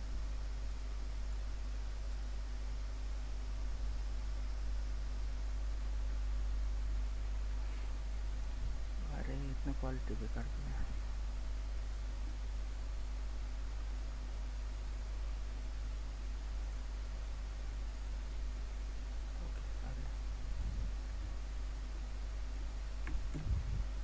ये है बफर ये हम लोग का टाइम चलो हम लोग इन्वर्स देखते हैं नॉट गेट है तो इसमें होता है कि अगर 0 दे रहे हो तो 1 आएगा 1 दे रहे हो तो 0 आएगा ठीक है ना यहाँ पर वोल्टेज 5 वोल्ट दे रहे हो तो यहाँ पर कुछ भी नहीं आएगा अगर तुम कुछ भी नहीं दे रहे हो वोल्टेज मतलब 0 तो यहाँ पर वोल्टेज आएगा इस तरह का 0 1 0 1 जैसे कि यहाँ पर अगर तुम देखो 0 0 ये और गेट है 0 0 दे रहे हो तो 0 आएगा 1 0 दे रहे हो 1 आएगा 0 1 दे रहे हो तो 1 आएगा 1 1 दे रहे हो 1 आएगा इस और गेट में अगर 0 0 है तभी 0 होगा बाकी कोई भी केस हो 1 ही आएगा और ये एंड गेट है एंड गेट में क्या है कि जब भी सिमिलर जब भी 1 1 आएगा तभी मतलब ये 1 होगा बाकी केसेस में 0 ही रहेगा ये जॉर गेट है जहाँ पर 0 0 0 0 1 0 पे 1 0 1 पे 1 और 1 1 में मतलब जहाँ पर भी कॉमन है वहाँ पर 0 आएगा इस तरह का गेट है जिसका कॉम्बिनेशन करके CPU बनता है GPU बनता है और यहाँ पर मैथमेटिकली वो कर सकता हो जैसे कि तुम प्लस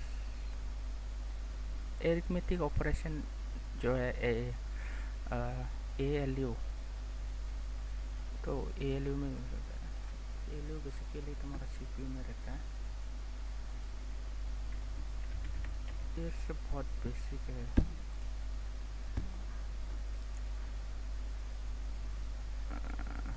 यहाँ पर कैसे समझाओ ओके अभी बेसिक तो समझ में आ ही गया तुम लोग को ये basic can be made out of dominoes, for example.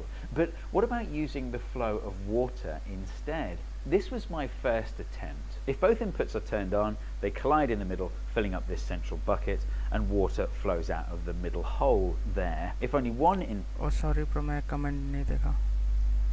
रुको. क्या नहीं, डिजिटल इलेक्ट्रॉनिक नहीं भाई, हम लोग को अलग अलग फील्ड एक्सप्लोर कर रहे हैं, सॉल्यूशन देने की कोशिश कर रहे हैं अलग अलग जितने भी डोमेन है। जैसे कि हम लोगों ने किया था, ये वाला प्रॉब्लम उठाया था, क्लोनिंग ह्यूमन मोटर स्किल, मतलब कोई अगर कैरेक्टर में अच्छा है, क्या हम लोग उसका जो ब्रेन वेब है उसको दे सकते हैं क्या, मतलब कॉपी क्लोन कर सकते हैं क्या, अगर कर सकते तो कैसे। ये हम लोगों ने कल सॉल्यूशन निकाला था। और यहाँ पर हम लोगों ने एमएल वगैरह भी यूज़ किया था, क्योंकि ब्रेन वेव सबका अलग होता है। हैंड मूवमेंट, अगर तुम्हारा जो हैंड मूवमेंट का ब्रेन वेव है उसको हम लोग डायरेक्टली वो नहीं कर सकते, दूसरे में अगर डाल भी दिए सेम रेस्पॉन्स नहीं करा। तो उसके लिए हम लोगों ने सिमुलेटर बनाया था कि हर एक का हाइट वेट अलग होता है, सिमुलेट करना, क्योंकि ट्रायल एरर तो। जेस्चर कंट्रोलर सिस्टम, इसके बारे में क्या रिसर्च करना है। जेस्चर कंट्रोल तो हम लोग पाइथन से, वो येलो है ना, येलो से भी हम लोग कर सकते हैं क्लोन। जैसे कि मेरा एक प्रोजेक्ट मैंने बहुत पहले बनाया था, ब्याकुगन करके, गिटहब में है, जहाँ पर मैंने एक भी लाइन कोड नहीं किया था।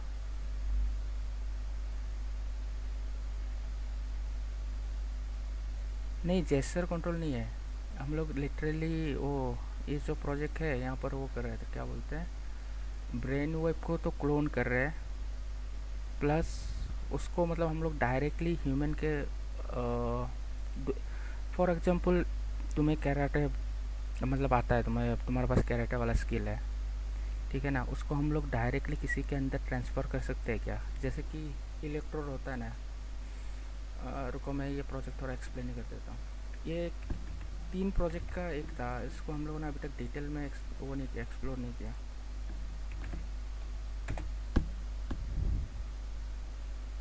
इसको हमने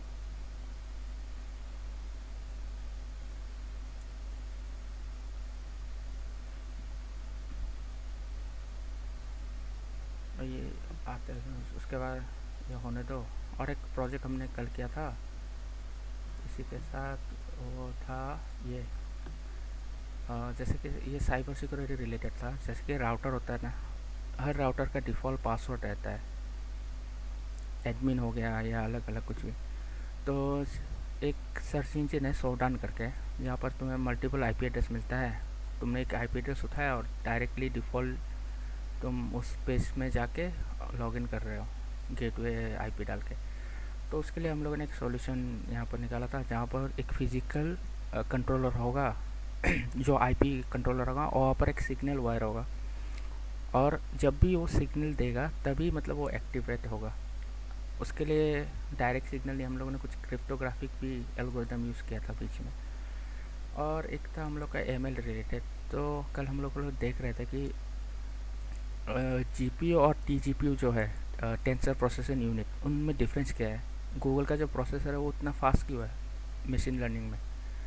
तो वहाँ पर मुझे पता चला कि वहाँ पर वो लोग ने मल्टीप्लेक्शन का एक वो यूज़ किया है और नंबर ऑफ कोर को कम कर दिया है। जैसे कि एनवीडिया 110 में बहुत सारे कोर है, कूडा कोर वगैरह, तो इतना सारा कोर नहीं चाहिए हमें, तो उन लोगों ने कोर कम कर दिया, उसके बाद मल्टीप्लेक्सर इंक्रीज़ किया, ऑप्टिमाइजेशन किया है।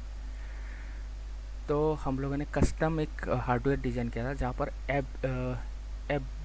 क्या था, FPGA ये रहा। तो ये एक प्रोग्रामेबल बोर्ड है, ये सिर्फ हम लोगों ने मल्टीप्लाई जितने भी फंक्शन है उसके लिए यूज़ किया था। और उसके साथ एक एनवीडिया A100 जो है उसको मतलब कॉन्फ़िगर किया था। मैं जब जितने भी मल्टीप्लाई का डेटा होगा वो डायरेक्टली पैरेलली इसके साथ कम्युनिकेट करेगा, जिससे कि हो सकता है कि ये थोड़ा टीजीपीयू से अच्छा परफॉर्म करे, ना भी कर सकता है। लेकिन हम लोगों ने सिर्फ ये कितना 20 मिनट में मतलब हम लोगों ने वो किया था इसको सॉल्व तो नहीं है, ये जस्ट फर्स्ट स्टेज है, आइडिया स्टेज है।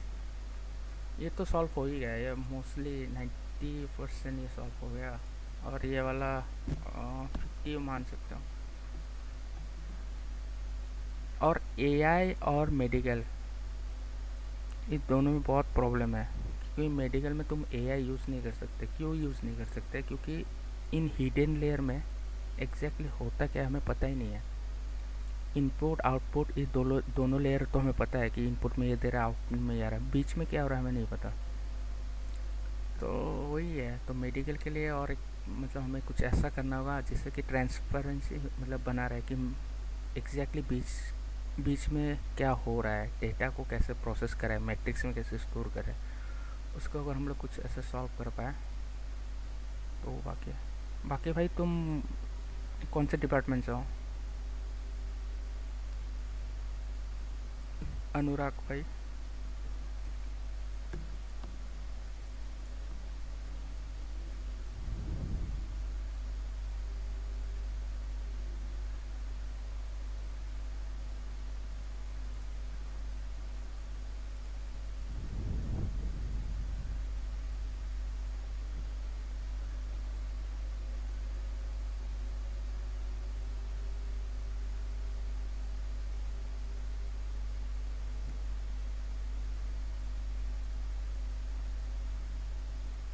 Input is turned on.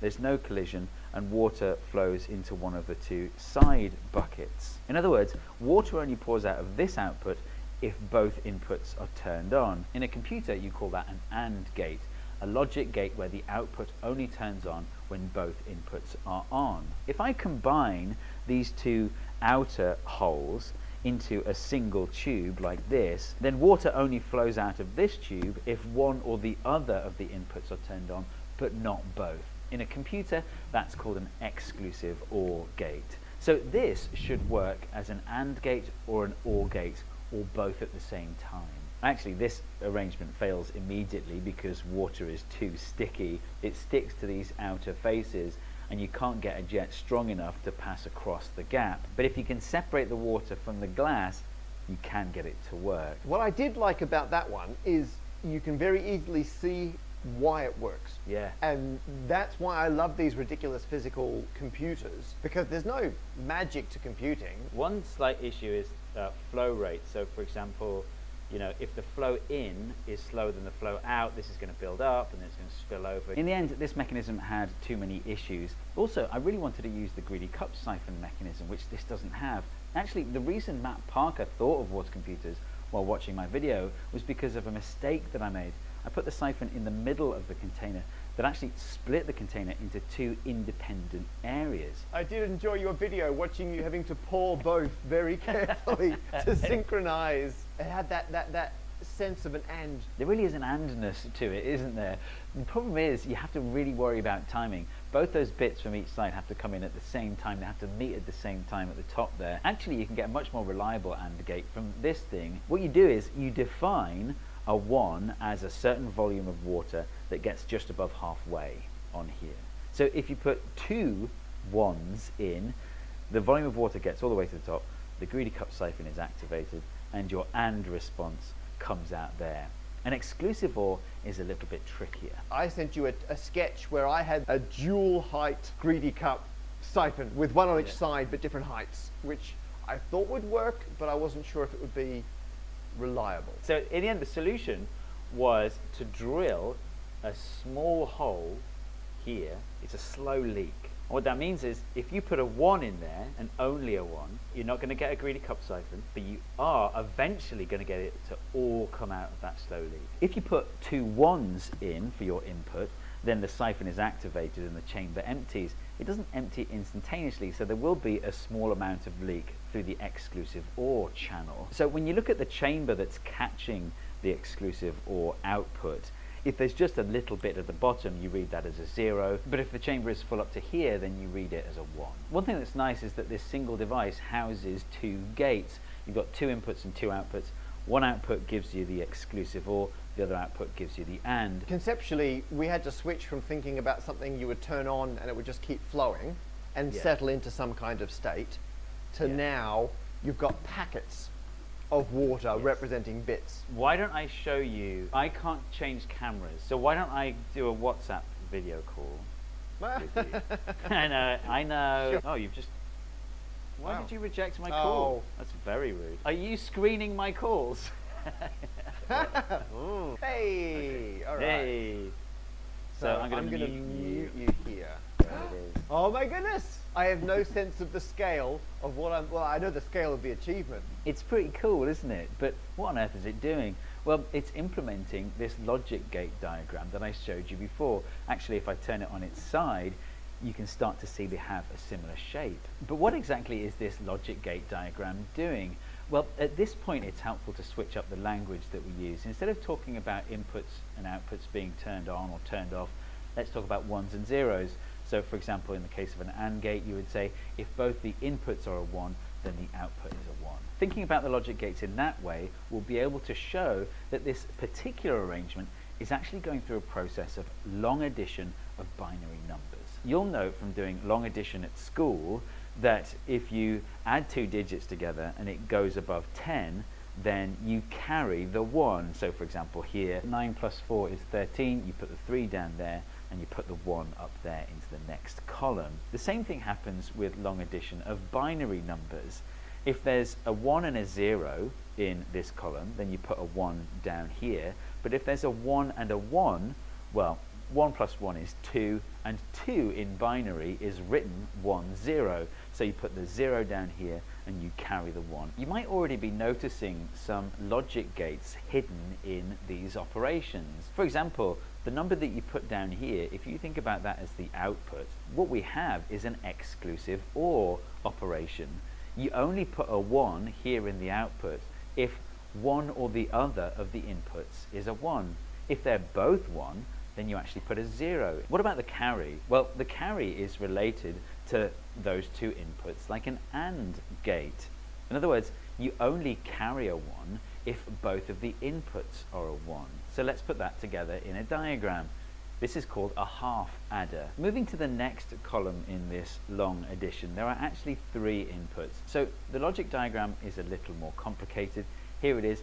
I'm not going to explain it all, but feel free to pause the video if you want to ponder it for yourself.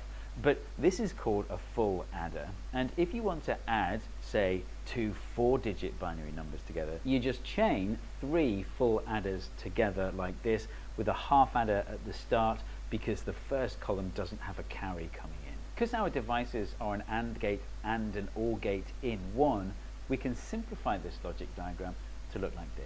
Some aspects of this water computer aren't completely obvious, like this bit here, for example. It's a splitter. The reason you need a splitter is because, well, if this siphon activates, it's because you put 2 1s in.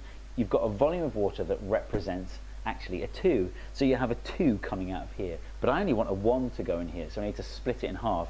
A 1 goes this way and another 1 goes this way. This is just a drain. I originally had one continuous tube for the drain, but that was acting like a siphon and preventing any water going into this one.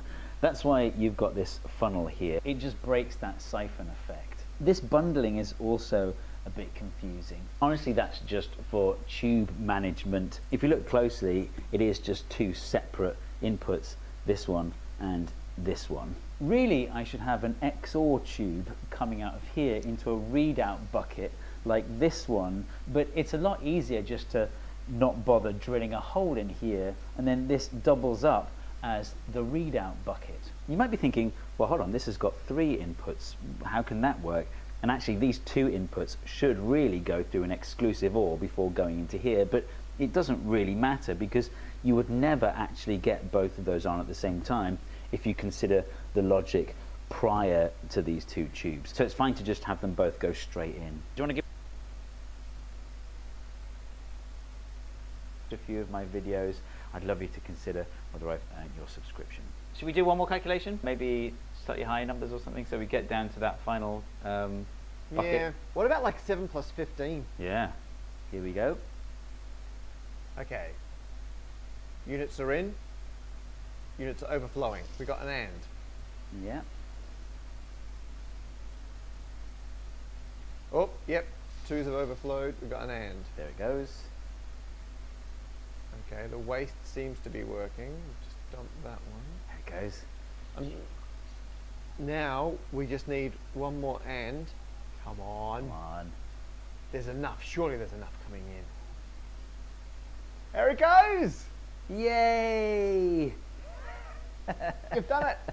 7 plus 15 equals 22. For completeness, here's that original calculation, 11 plus 5, actually working instead of failing. And just for fun, here's 15 plus 15. In other words, all the ones. I didn't go into detail about how binary numbers work in this video. If you want to brush up on that, I can heartily recommend the sponsor of this video, Brilliant. The best way to learn something is by doing it for yourself. Like, if you want a really long-lasting intuition. In 1901, this ancient Greek artifact was discovered in a shipwreck off the island of Antikythera. 3D X-ray scans have revealed it contains 37 interlocking bronze gears, allowing it to model the motions of the sun and moon and predict eclipses decades in advance. Constructed around 100 or 200 BC, the Antikythera mechanism represents a sophisticated early computer, the likes of which would not be seen again for at least 1,000 years. Now, of course, this computer didn't work like modern digital computers. It works by analogy. The gears were constructed in such a way that the motions of certain dials are analogous to the motion of the sun and moon. It is an analog computer. Here is a simple analog computer for adding 2 numbers together. If you turn the black wheel some amount, and then turn this white wheel a different amount, the gray wheel shows the sum of the 2 rotations. In contrast, this is a digital mechanical computer where you can add 2 single-bit numbers. So 0 plus 0 equals 0, 0 plus 1 equals 1, and 1 plus 1 equals 2.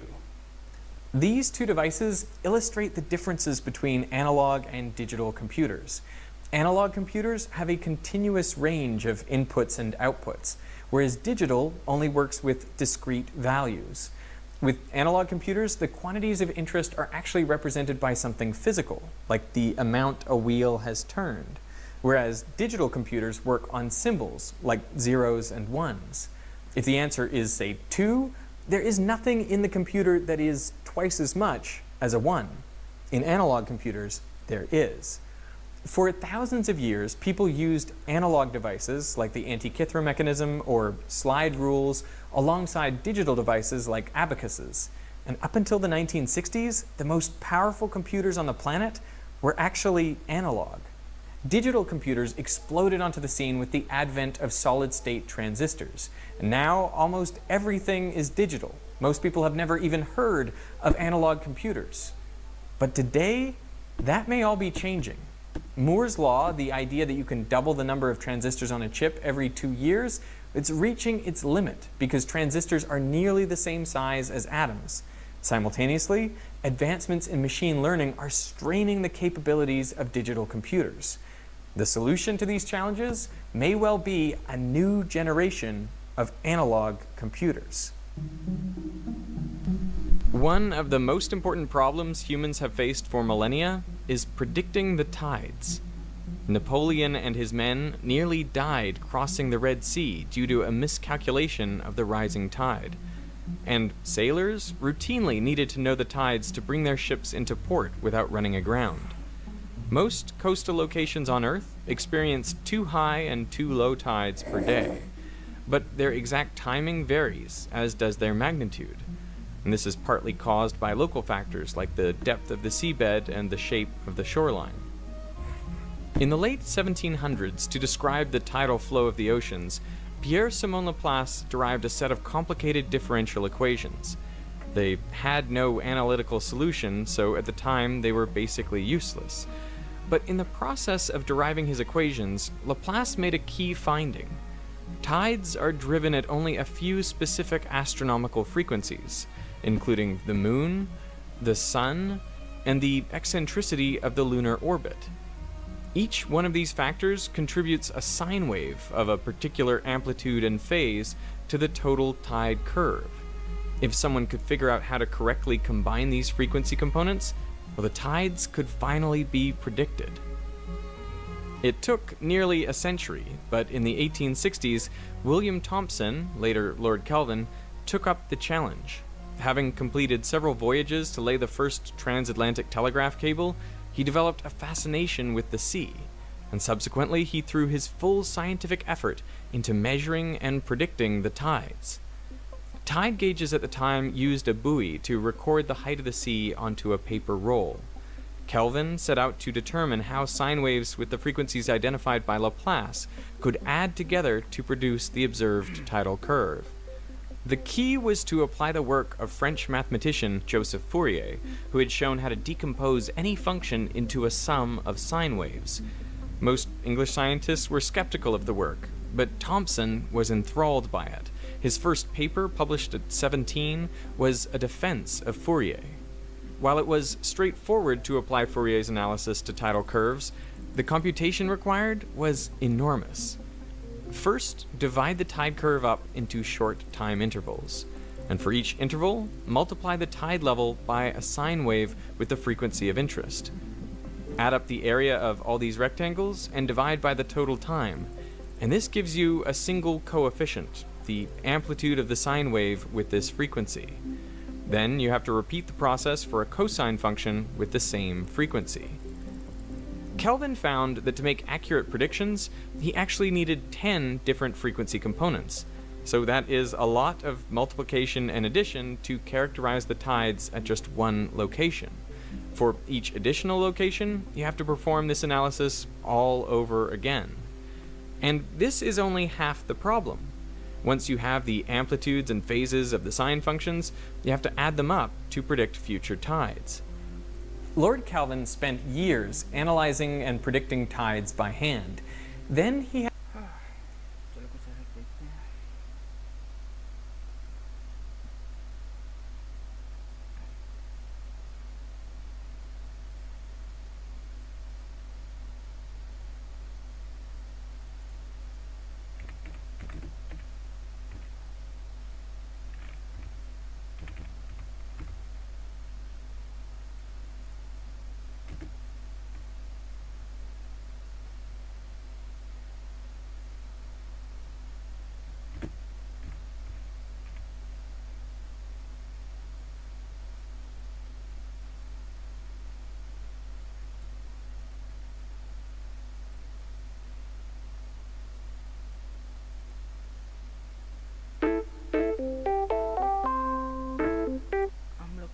एक problem उठाएगा try करके solve करने का होता है तो नहीं होता है तो कुछ तो सीखने को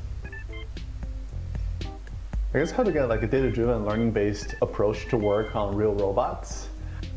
I don't know, I mean, I guess like AGI is one of these things that's like, if you did solve it, it would be truly a landmark, I guess in my field, that is sort of the absolute holy grail, and people have theorems that show that, you know, these kinds of AGI systems might even exist in certain ways, And but others debate it. Others say that you might never get an AGI system.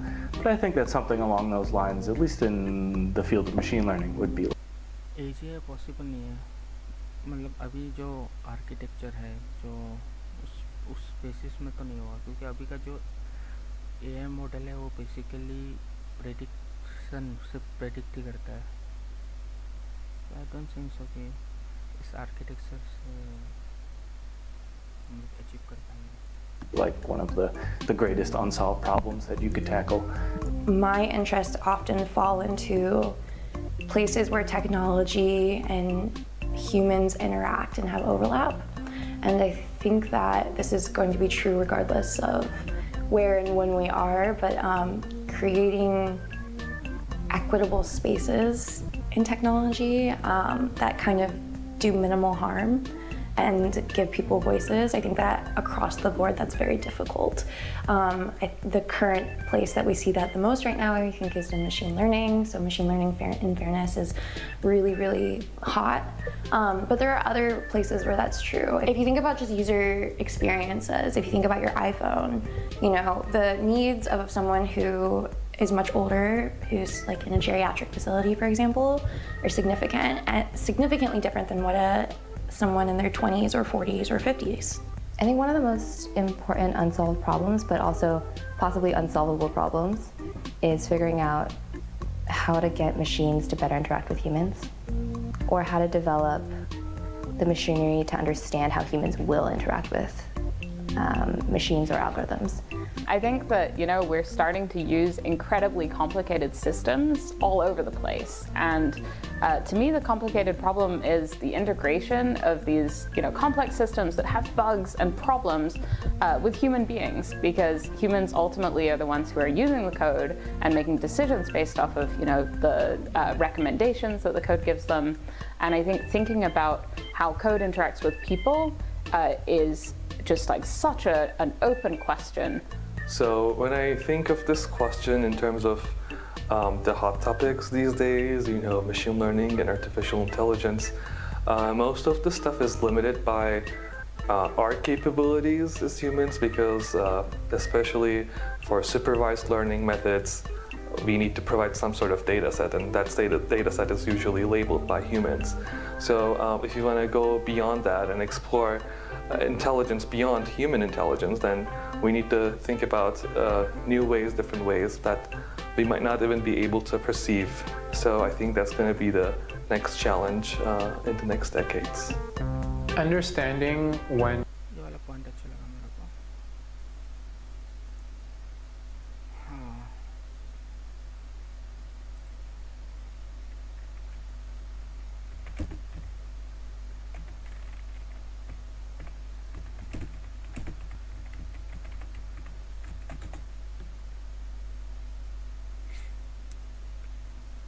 तो हमें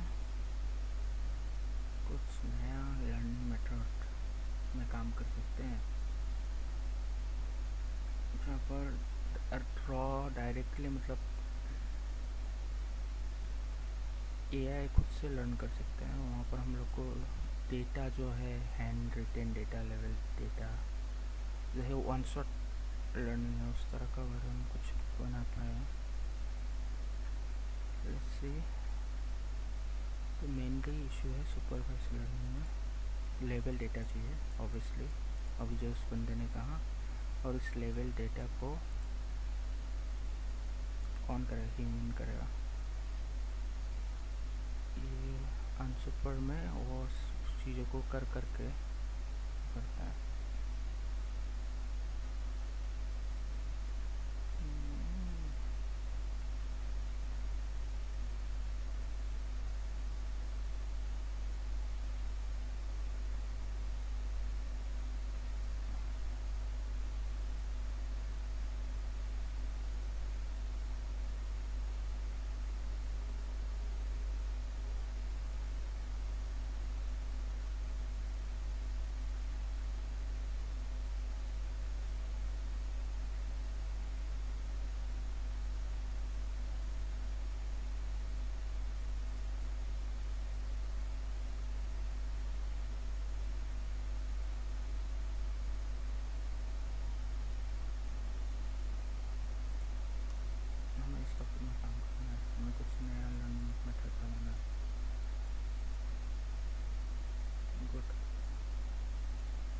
when your model is no longer going to work, before seeing labels for that is I think incredibly important. We have lots of tools to say, if I know this, like, if I see the data comes out of this kind of machine, make the model work well given that data, but what happens in the wild when things arbitrarily change is still very hard to understand.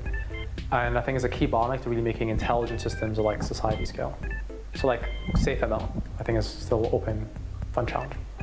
Yeah, I think what's interesting in my particular field, which is about how to make robots, is that there isn't really one existing problem that everyone is trying to solve. It's more that people are trying to figure out new problems to define and then proceed to solve them that way.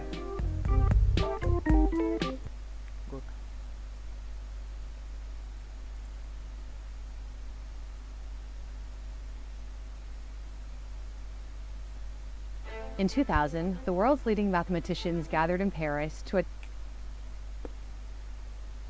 identify 7 of the most important unsolved problems in their field. The nonprofit Clay Mathematics Institute organized the meeting and pledged $1 million to the first person to solve any of the 7 Millennium problems. So far, only one has been solved. In 1904, French mathematician Henri Poincaré posed this problem about the nature of space. He suggested that if you have a 3-dimensional space with no holes, it can be made into a sphere without ripping or cutting it. For example, a blob could be formed into a sphere. But it gets more interesting than that. To a topologist, a ball and a pillow are the same because they can be reshaped into one another. Similarly, a bagel and a mug are the same because they both have one hole, making them topologically equivalent even though they're not spheres. Poincaré suggested that anything without holes is equivalent to a sphere, so long as the object is small enough. It can't extend infinitely in any direction. He believed his conjecture to be true, but couldn't prove it. His conjecture was generalized to any number of dimensions, including 4 dimensions, which was particularly challenging to solve. That left the 3-dimensional case, Poincaré's original conjecture, which frustrated mathematicians for a century, until 2002, when a mysterious paper floated on the internet. Within this paper was a solution to the Poincaré conjecture. The author was Russian mathematician Grigory Perelman, known as Grisha. Grisha grew up in the Soviet Union and attended an elite high school in St. Petersburg specializing in math. Unlike the other exceptional kids in class, he was never distracted. He just sat and listened.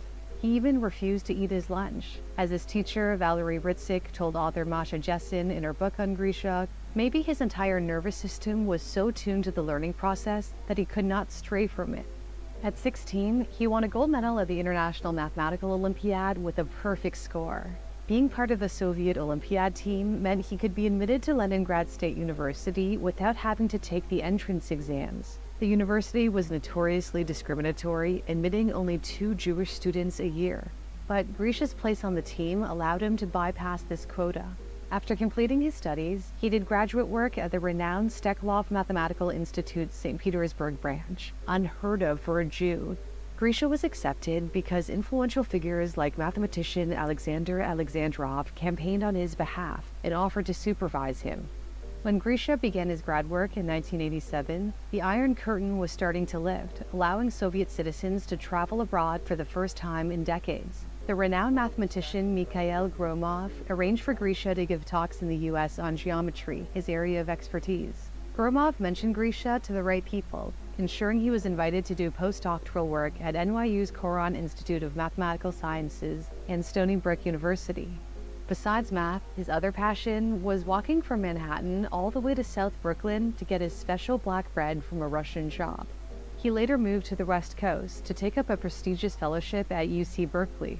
Once his fellowship came to an end, top American universities tried to poach him. Princeton's top brass were so impressed by his guest lecture, they approached him about becoming an assistant professor and asked for his CV. Grisha reportedly responded, "Why would you need any more information?" Masha Jessen's book describes how Grisha didn't want to settle for anything less than a tenured position, whereas the university wanted the 29-year-old to earn his way there. When Tel Aviv University, where Grisha's sister was studying mathematics, offered him a full professorship, he rejected that too. He explained he could work better back in his homeland and returned to Russia to the Steklov Institute. What he was working on, nobody knew. Grisha was quietly tackling one of the toughest problems in math. How did he prove Poincaré's conjecture? Well, he managed to prove another conjecture, which indirectly proved Poincaré's. In the late 70s, American mathematician William Thurston suggested that any 3D shape can be decomposed into 8 different geometric structures, and one of these 8 shapes is the 3-dimensional sphere, which is central to Poincaré's conjecture. Thurston never managed to prove his own theory, but American mathematician Richard Hamilton gave it a go, trying to tackle both Poincaré and Thurston's conjectures. He couldn't prove them, but he did develop the blueprint that helped Grisha finally crack the century-old mystery. Grisha relied on Hamilton's powerful mathematical tool called Ricci flow to study shapes. Think of Ricci flow like heat spreading through an object, smoothing out bumps and irregularities over time. As Ricci flow progresses, certain regions can become very thin, forming necks. Grisha used a process called surgery to cut off these necks to study the pieces separately. He realized that these pieces ultimately represented the simple shapes that correspond to the structures predicted by Thurston's conjecture. So by solving Thurston's conjecture, he in turn proved Poincaré's. Grisha published 3 papers totaling 992 pages. When he uploaded the first to arXiv.org, a public forum operated by Cornell University, he emailed about a dozen American mathematicians to give them the heads up. This was totally out of the blue. He hadn't spoken to his colleagues for years and barely responded to their emails. Mathematicians spent over 3 years scrutinizing his proof to see if he had really solved the problem. But Richard Hamilton was not one of them. Grisha was apparently hurt that Hamilton, whose foundational work he relied on for his proof, showed little interest in his achievement. Grisha told The New Yorker, "I had the impression he read only the first part of my paper." Why was Hamilton so apparently disinterested? As author Masha Gessen put it, it took Perelman less than half of his first paper to get past the point at which Hamilton had been stuck for 2 decades. No wonder Hamilton was silent. One can only imagine what it must have felt like to see one's life ambition hijacked and then fulfilled by some upstart with unkempt hair and long fingernails. Mathematicians who showed more enthusiasm finally had the chance to speak with Grisha in person when he was invited to lecture at several American universities. By 2006, it became clear that he had indeed solved Poincaré's conjecture. In a confusing twist, 2 Chinese mathematicians, Cao Huaidong and Zhu Xiping, claimed they had proved the Poincaré conjecture, calling it a crowning achievement. But the crown belonged only to Grisha. Yet, he declined the $1 million prize. Money never motivated him. He told a Russian newspaper, "I know how to control the universe, so tell me, why should I run for $1 million?" A Fields Medal is awarded to Grigory Perelman from St. Petersburg. Grisha was also awarded the highest honor in math, the equivalent of the Nobel Prize, but he didn't show up to the awards ceremony in Madrid. I regret that Dr. Perelman has declined to accept the medal. Grisha explained to The Telegraph that he wasn't interested in the attention. "I do not think anything that I say can be of the slightest public interest. I know that self-promotion happens a lot, and if people want to do that, good luck to them. But I do not regard it as a positive thing. Newspapers should be more discerning over who they write about. They should have more taste." This was one of the rare interviews he did. He wasn't a fan of journalists prodding, and once, when a reporter managed to reach him on his phone, he responded, "You are disturbing me. I am picking mushrooms." Despite offers to teach at MIT, Princeton, and Columbia, he turned them all down. The mathematician and investor Jim Simons, who had elevated Stony Brook's math department to top-tier status, reportedly offered Grisha any salary and any terms he desired. But Grisha refused and returned to Russia in the spring of 2004. He resumed working for the Steklov Institute and was promoted to lead researcher, receiving a salary of around $400 a month. Once, when he got paid nearly double his monthly salary because his lab had leftover grant money after completing a project, he insisted the extra money be returned to the Institute's accounting office. Grisha lived his life by his own set of principles. And then, in December 2005, he left the Steklov Institute. As recounted by author Gessen, Grisha reportedly told the Institute's director, "I have nothing against the people here, but I have no friends, and anyway, I have been disappointed in mathematics, and I want to try something else. I quit." Not only did he withdraw from the mathematical world, but from society as a whole. Very little is known about what he got up to afterward, except that he lived with his mum.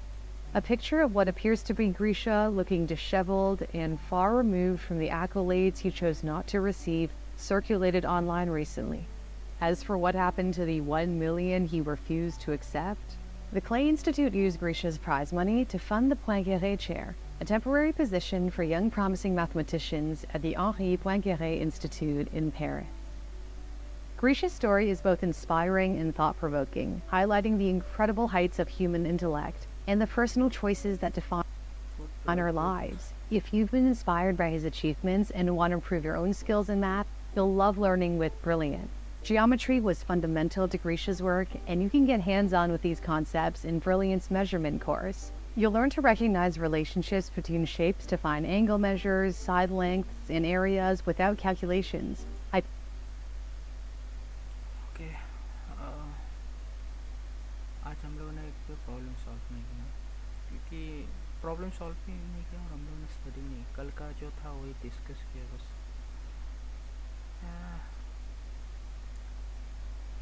अभी हम लोगों ने एक नया problem उठाया, ये हमने एक नया रनिंग प्रोसेस बनाया इन सब कुछ छोड़ के। ये हम लोग करेंगे कि तो सॉल्व हो जाए।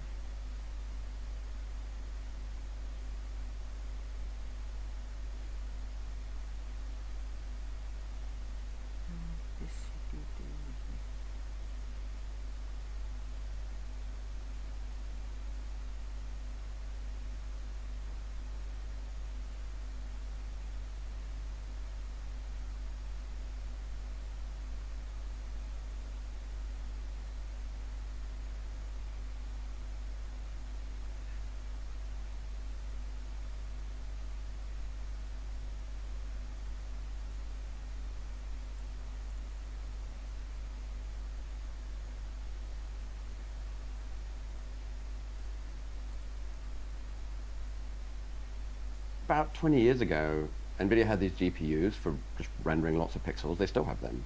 And a guy called Ian Buck, for his PhD, said, what if we use this for fluid mechanics? And so his PhD was built on turning graphics processing into normal computing. And he came to NVIDIA and built CUDA. So I was one of the first dozen people in CUDA, I think. So when I got there, it was barely programmable, and we sort of built bits and pieces as we went. But really, so what it tries to do is, in any program, you've got bits of your program that are normal, open files, fetch an API from the internet. You've also got, now, do some image processing. And the parallel stuff, like the image processing, you can farm off to this GPU and do really efficiently. And the internet stuff and the file stuff you leave to the CPU. So it's this, we call it heterogeneous computing. It's this mix between parallel computing and serial computing. And CUDA's job is to sort of unify those things. The fact that it started out as a graphics card, it's obviously still great at graphics. There's ray tracing, there's rendering, there's all sorts of stuff. Fun fact, we started out with about 90% of the hardware of the GPU being fixed function hardware, texture mappers and pixel shaders. And then about 10% of it was programmable. Now it's the opposite. It's about 90% programmable and 10% fixed function hardware, even for the graphics pipes. It turns out that everyone wants, procedural textures and all sorts of things. But what's really interesting to me is that the graphics, the way that graphics works is very, very similar to the way that fluid mechanics works, is very similar to the way that AI works. There's obviously different emphases on them. But the same set of problems are encountered by the same set of groups, which I think is, it says something about the way that these numerical algorithms all work in general. And so, the AI world is probably the newest to the party. We started out CUDA working with supercomputing. Supercomputing is a very varied space. They do everything from weather simulation to quantum mechanics to all sorts of things in between, electrodynamics, everything else. But the fundamental algorithms map very similarly to the AI world. The AI world is much more linear algebra heavy. You see Fourier transforms in there and other things. A lot of the algorithms seem to match. I think the AI people have a bigger emphasis on performance tuning and optimization. That's not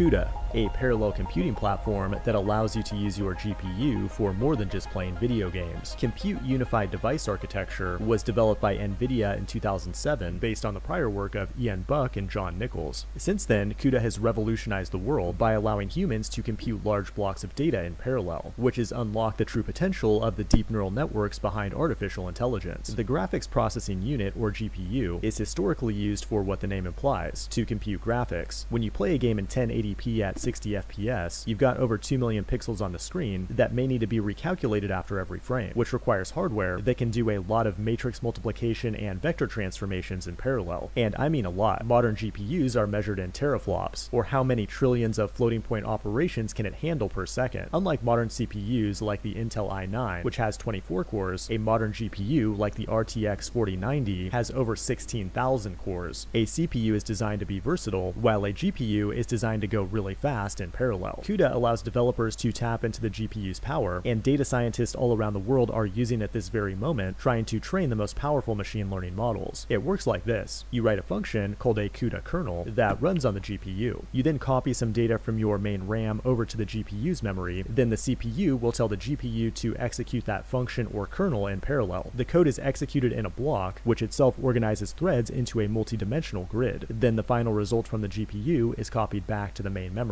A piece of cake. Let's go ahead and build a CUDA application right now. First, you'll need an NVIDIA GPU, then install the CUDA toolkit. CUDA includes device drivers, a runtime, compilers, and dev tools, but the actual code is most often written in C++, as I'm doing here in Visual Studio. First, we use the global specifier to define a function or CUDA kernel that runs on the actual GPU. This function adds two vectors or arrays together. It takes pointer arguments a and b, which are the two vectors to be added together, and pointer c for the result. C equals a plus b, but because hypothetically we're doing billions of operations in parallel, we need to calculate the global index of the thread in the block that we're working on. From there, we can use managed, which tells CUDA this data can be accessed from both the host CPU and the device GPU, without the need to manually copy data between them. And now we can write a main function for the CPU that runs the CUDA kernel. We use a for loop to initialize our arrays with data. Then from there, we pass this data to the add function to run it on the GPU. But you might be wondering what these weird triple brackets are. They allow us to configure the CUDA kernel launch to control how many blocks and how many threads per block are used to run this code in parallel. And that's crucial for optimizing multi-dimensional data structures like tensors used in deep learning. From there, CUDA device synchronize will pause the execution of this code and wait for it to complete on the GPU. When it finishes and copies the data back to the host machine, we can then use the result and print it to the standard output. Now, let's execute this code with the CUDA compiler by clicking the play button. Congratulations, you just ran 256 threads in parallel on your GPU. But if the battle for control of the internet is on, and it's no game. Under attack, Microsoft, the giant corporation whose computer operating systems dominate the entire market. Venture capitalist Derek Prudian. As one person put it to me, Microsoft's not just the biggest fish in the sea, they're the water we swim in. Prudian is CEO of Zip2, a California company that provides online access to information about cities around the country. Everything from where to eat to how to get around. You imagine the possibilities, but... The company's chief engineer and founder is 27-year-old Elon Musk. And how old were you when you started this company, or what became this company? 23. It's a classic Silicon Valley story. Before there was the vintage Jaguar, the six-figure salary, the cute dog, and the nice house to share with the pretty girlfriend, there was the $200 a month office with the leaky roof. It was just the nastiest place you can imagine. And you lived in it too? And I lived in it too and showered at the YMCA. Now Musk has his own computer command center, and his business is thriving. To his delight, Microsoft has tried and so far failed to get a hold in Zip2's market. You always keep an eye on them, though. You bet. And everyone in Silicon Valley is keeping an eye on the battleground a continent away at the federal courthouse in Washington. It's here where it will be decided whether Microsoft and its founder, Bill Gates, I don't remember sending it. are our generation's equivalent of John D. Rockefeller and his Standard Oil, the monopoly the government broke up in a landmark case that really started antitrust enforcement at the dawn of the century. Leading the charge this time is the Justice Department's chief trust buster, Joel Klein. He claims Microsoft has bullied and intimidated a wide array of high-tech firms. We will show a significant effort to stifle competition, harm consumers, and prevent the market from having people compete on the merits. Defending Microsoft, attorney Bill Newcomb. Show that Microsoft is a vigorous but a very fair competitor, and that as a result of our competition and our innovation, customers have benefited by getting better technology quicker and at lower prices. In an important example, Microsoft did streamline things for consumers by adding, for free, its browser, known as Internet Explorer, to its popular Windows operating system. The browser is basically a navigation system that helps you connect with the information you want on the internet. But the government complains that by bundling or tying its browser to its other products, Microsoft denied consumers a choice and unfairly blocked another company, Netscape, from marketing its own browser. Microsoft should not be allowed to own the browser market. If they do that, then they will own the gateway to the internet for every consumer, and that is almost certainly likely to result in a less valuable experience for the consumer. Not everyone agrees. If you're not willing to engage in competition, why are you in Silicon Valley? T.J. Rogers, founder and CEO of Cypress Semiconductors. The men who started Netscape became multi-10 millionaires overnight, and now they're whining and crying because Microsoft has the force and just went whack and said, here it is, a better software package, not... चलो भाई आज के लिए हम लोग इधर ख़त्म करते हैं। आज तो ज़्यादा कुछ किया नहीं, कल का जो प्रॉब्लम था उसको थोड़ा बहुत डिस्कस किया।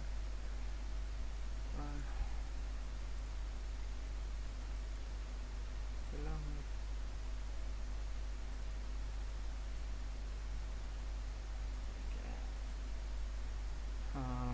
कल फिर से हम आते हैं और कुछ वैल्यूएबल कुछ सीखने की कोशिश करते हैं।